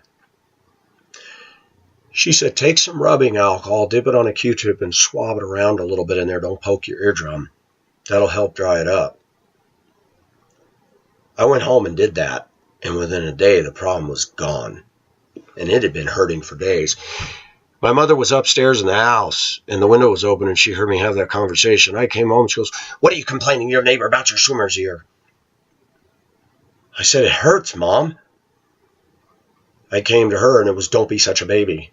She never gave me any remedies, never offered to take me to nothing. But isn't it funny, the neighbor lady gave me a remedy that worked. Pacific learned over the years, you got to find your own solutions, and screw this, people. Go find it. I went riding my bicycle in Prescott. We had just moved there. I didn't know anybody. I was new, and I had a mountain bike. I bought it with my money, and I went riding all over Prescott, and one day this woman was out in her front yard. older white woman, and she said hello, and I stopped. I said, hey, do you mind if I get a drink of water? No, not at all. And she asked. I said, yeah, we just moved here, and I was chatty with her. She said she sold Mary Kay Cosmetics, and I said, well, you know what? If you got a card, I'll give it to my mother. She goes, you know what? I would like that. You're a very nice young man. My mother called her because she was interested in finding out about Mary Kay stuff. The woman came over, and my mother was angry. She goes, well, you were sure chatty with her. She said it seemed like he was a very lonely kid. What did you say to her? I said, I didn't say anything. I said, did we move to Prescott? And she goes, well, she said it seemed like he's a very lonely kid. Wake up, Mom. The dash light's coming on and you're not getting it. You're not being a mom. You're not being loving. You're not nurturing. And if somebody's nice to me, I'm going to be nice to them. And I, maybe in my own way, was looking for surrogate mothers. I don't know. But my mother was very defensive about that, but yet she never changed a damn thing. She said, there's something wrong with you. Man, I didn't even go to this woman complaining about you. What is your deal, Mom? If I told her what you did in this house, she probably would have called social services and said, you poor child, we're going to get you out of there. Well, I got to get ready for church. Thank you for putting up with me, viewers. Wow, this is almost 3 hours long. I didn't even expect to go that far into this.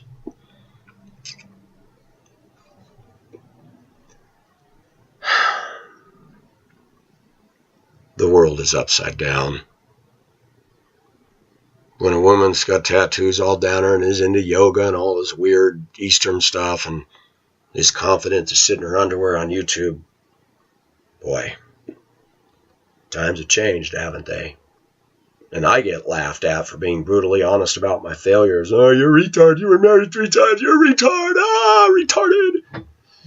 You know, there was actually a time, and I'm guilty of using the word, there was a time when I was a kid that if you ever said, oh, that guy's retarded, we were in big trouble. But I'm going to say it to my viewers again. When I talk about the word retarded, I do not use it to special needs people I haul on my buses. I use it for people who know better and do the exact opposite of what they know they should be doing. I constantly say, man, these drivers out here are retarded. If you think you're so smart and so educated, then start acting like it and following the fricking rules from reading a fricking sign that's clearly marked. Buses only, no parking. Speed limit 30. Try doing that. But don't you dare make fun of me and my thick glasses and my failed relationships when I am nicer to people on a daily basis more than you will ever be in your entire freaking life. Don't tell me about family and Christian dynamics and raising children when you failed at all 3. Don't look in on my sins and my shortcomings and my struggles and rip me up one side down the other when I'm honest about my faults and when I'm trying. And I still treat people better than you do.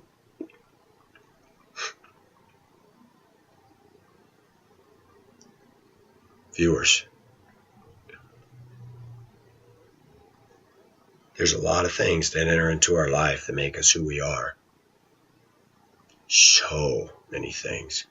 Different places I lived, different people I hung out with, different people that raised me, different experiences, whether it's a false religion or the true faith in Christ Jesus. There's all kinds of things that enter into making us who we are. If you'd have told me back in the 70s and 80s that I'd be on YouTube internationally broadcasting my guts to the world, I'd be like, huh? I wouldn't have understood what you were talking about to begin with. I remember the first time when I was in Virginia, Minnesota, and I wrote that letter to the editor, and people were leaving online comments, and I got on the Mesabi Daily online comment site, and you could see comments people left, and they kept saying, well, you'd have to watch YouTube for that one. YouTube. I'm like, what is YouTube? That was back in 2006. I didn't even know what YouTube was. And now it's become a forum that I use heavily.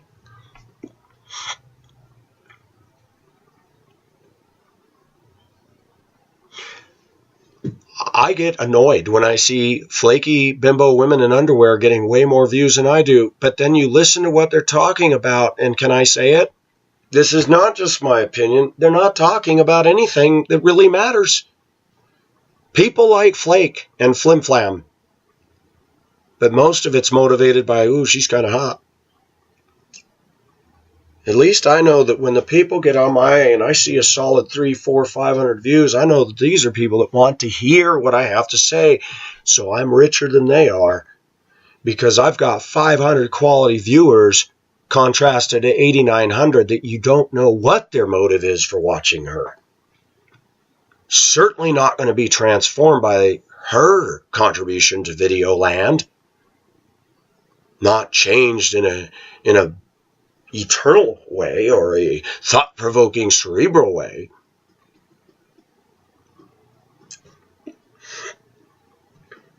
I think a lot of women are arrogant. It's all about them. I mean, a woman can take a shower and, yeah, I did a video in the tub one day, but it wasn't the way these women do it, where it's like, look at me, aren't I cute? That's not my motive for it. These women know they're good looking, and they know all these men are going to go, ooh, that hot Asian girl's going to be in the shower. Maybe I can see some skin. That's what that's all about. Or some women that are lesbian, whatever. But I'm sorry. I grew up all my life from a domineering, messed up, highly dysfunctional woman that adopted me, that actually pushed her husband into a corner, into a separate part, add-on to the house. And they play house, but they're not at all an example of any kind of a marriage that one should follow. And she will look down on me for my divorces and my mistakes and judge me up one side, down the other. And it's like, Mom, you modeled this. Yeah, you stayed with him, but you divorced and remarried him over and over by sending him out to live in the condo, getting an apartment, separated on again off. This is stupid. At least I tried, and I admitted I can't do this. But a man today who's been married 3 times will be looked at by an American female society. A man, he must have problems. Those same women will never condemn these Hollywood stars that have been married 7 or 8 times. The women, not only can they not keep a marriage, but they're relational liabilities to the 10th power. I'm not a relational liability. I'm a giving, hardworking guy that will do what I can when I love a woman to make things work. To make sure she's got a warm bed to sleep in. To make sure I make her feel secure. It's pretty sad when the only hope so's are women across the ocean that I cannot have due to immigration snafus and problems, and I can't find it here. When there's a basket full of women around the globe that would marry me in a minute, should we could. And over here, we got women judging me, putting me down, mocking me, making fun of me, and I'm going, okay, let's see, even if they're right in what they say, which they're not, if this gorgeous girl over here really is enamored with me and has watched my videos where I'm confessing all my sins and faults, and she's not going, oh, this guy's a mess, and she wants me, man, if I had the opportunity, you can say whatever you want. I'm going to go where I can get what I want and need.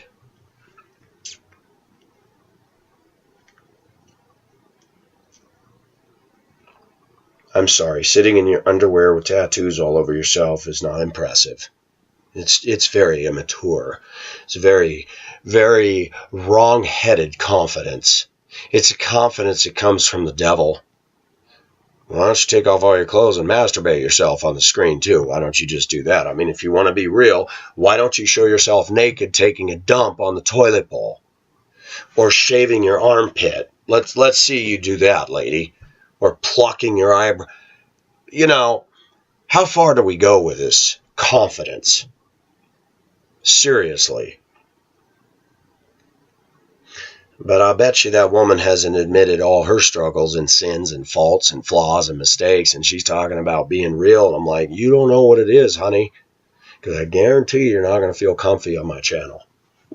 She might see my comment and lit like a butterfly and go, ooh, no, this guy, I'm out of here. That's okay. We don't want flakes on this channel. I want people of substance. And if she was of substance, then I owe you an apology. But I doubt it. I've seen the track record so far, and it's just kind of not there for most white women. I do want to say to my viewers, Gypsy's gone. Finally found a way to block her through the junk. She's not even going to junk. She's not showing up at any level. I am thankful she's gone. Sometimes the best way to deal with women like that is to put them on ignore, put them in the recycle bin, and leave them there. They don't have anything to contribute. They don't have anything to give. And I want to say one last salvo about that.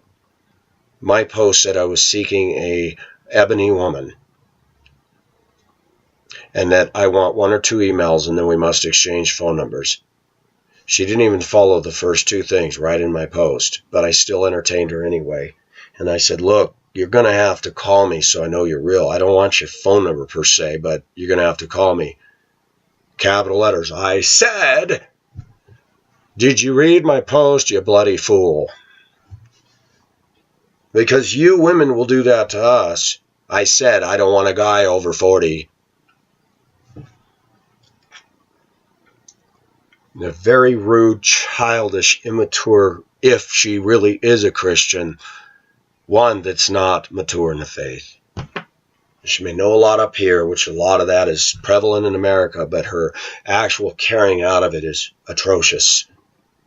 She's an immature white woman who's a spoiled little brat who's used to getting her way and thinking that everything revolves around her, and that any man who criticizes her, there's something wrong with that man because all the men want me.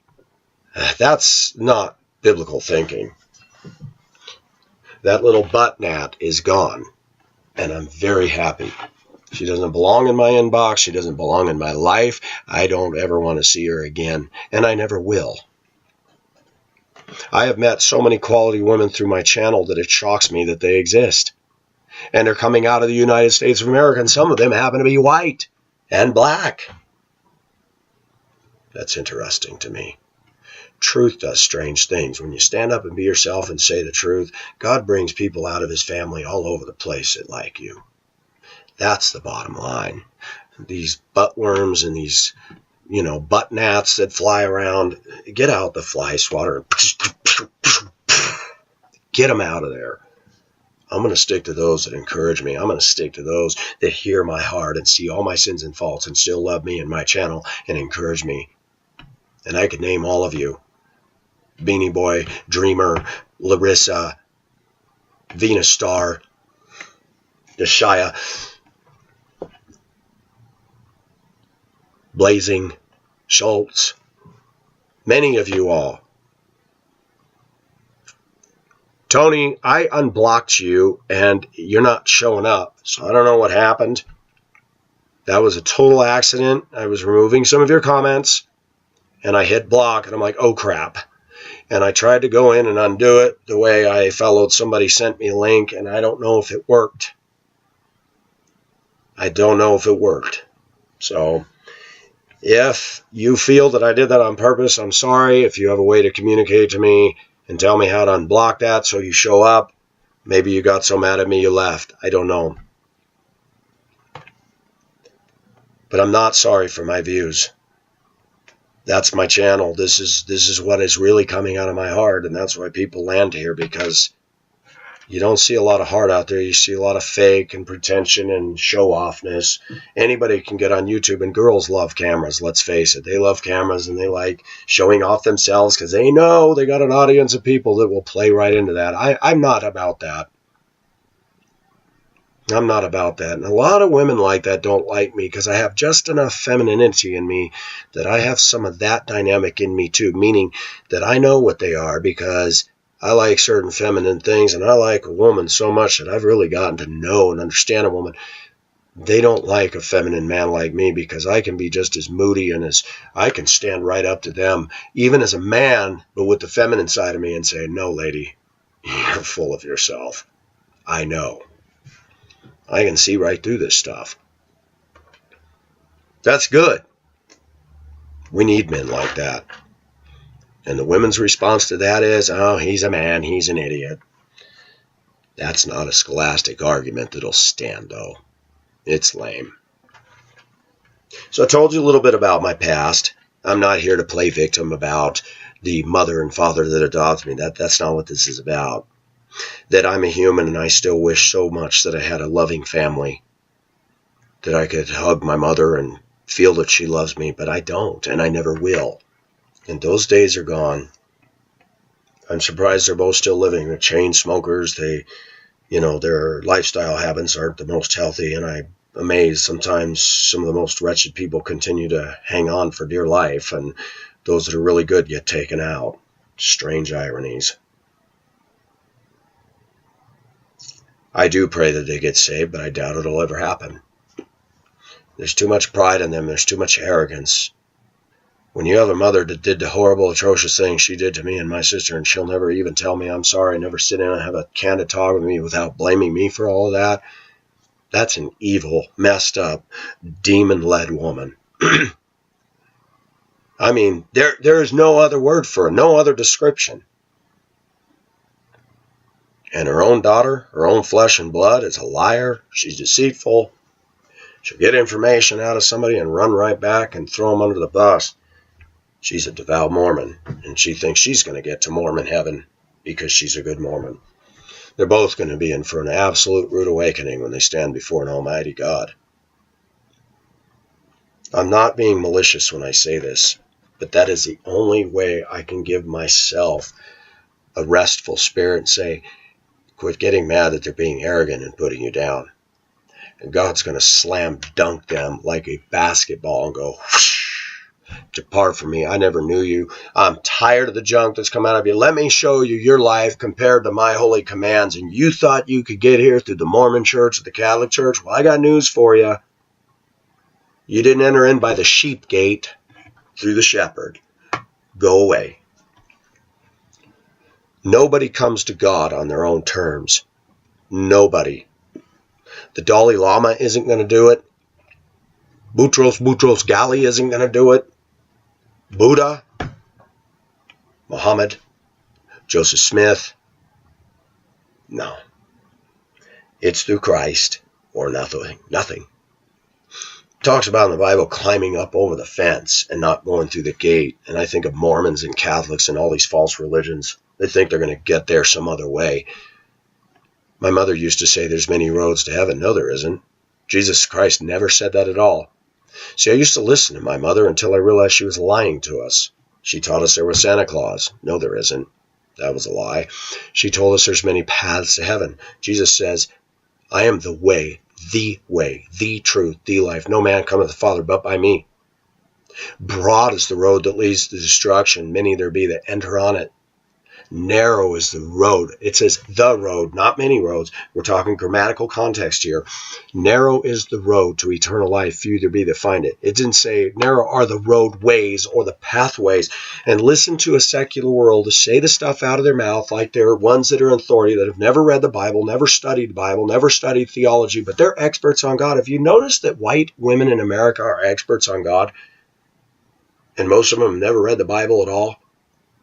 God helps those who help themselves. Wait a minute. Jesus Christ died on a cross. What did he die on a cross for if we can just help ourselves? You just contradicted yourself. God sent his son to die for us because we couldn't save ourselves, couldn't help ourselves, can't earn favor with God ourselves. We can't do nothing. No man cometh to the Father but by me. No one comes to the Father unless the Spirit draws him. No. This whole American attitude that it's about independence is very anti-biblical. Yes, we need to be independent, get up, go to work, and take care of ourselves and not be a burden to others. But when it comes to salvation, it's not a self-made, pull yourself up by your suspenders religion. It's about Jesus Christ and his shed blood and acknowledging that you are unworthy and cannot get to God through any other way but through him. I am messed up. But you know what? Jesus Christ loves me. He gave his self for me. And he owns me. And he's carrying me to his kingdom one day. And he has a plan for my life. I don't know what it will look like. And I admit right now, I don't like being in Denver. I don't like being in a lot of the things I'm in right now. Meaning this region. I'm so far from an ocean, it makes me sick. I talk about ships and my love for the sea, and I'm landlocked. I hate it here. I'm thankful for the place I have. I'm thankful for those things. That's the sign that God wanted me here now. And maybe through all this, that's what's made me do more videos, that if I was living in the place I'd want to be, maybe you guys wouldn't be getting the kind of videos you're getting. And maybe God says, no, there's people that need to hear you, Pacific. And because you're in boring Colorado, not getting dates and not living the high life and not living the Hong Kong life, you're able to reach people because of your own pain. And maybe that's it. That if we're living in paradise, we're less likely to influence anybody. But we're living in a place that's kind of making us go, there's only one way to get oil out of olives, and it's to press them. And the way you get wine out of grapes is to squeeze them and to crush them. The only way you're going to get anything good out of a person was God puts them through the refiner's fire and presses, and not oppresses, but squeezes down on him to squeeze out those good things that come from him. I hate that, but it's reality. Because of the pains and the stuff I went through. I ask God all the time, why did you let this family adopt me? I didn't have any say in this, and if I could go back and say, no, I don't want to go with them. I wish as a baby that my mouth opened up at 4 months old and said, no, I don't want them.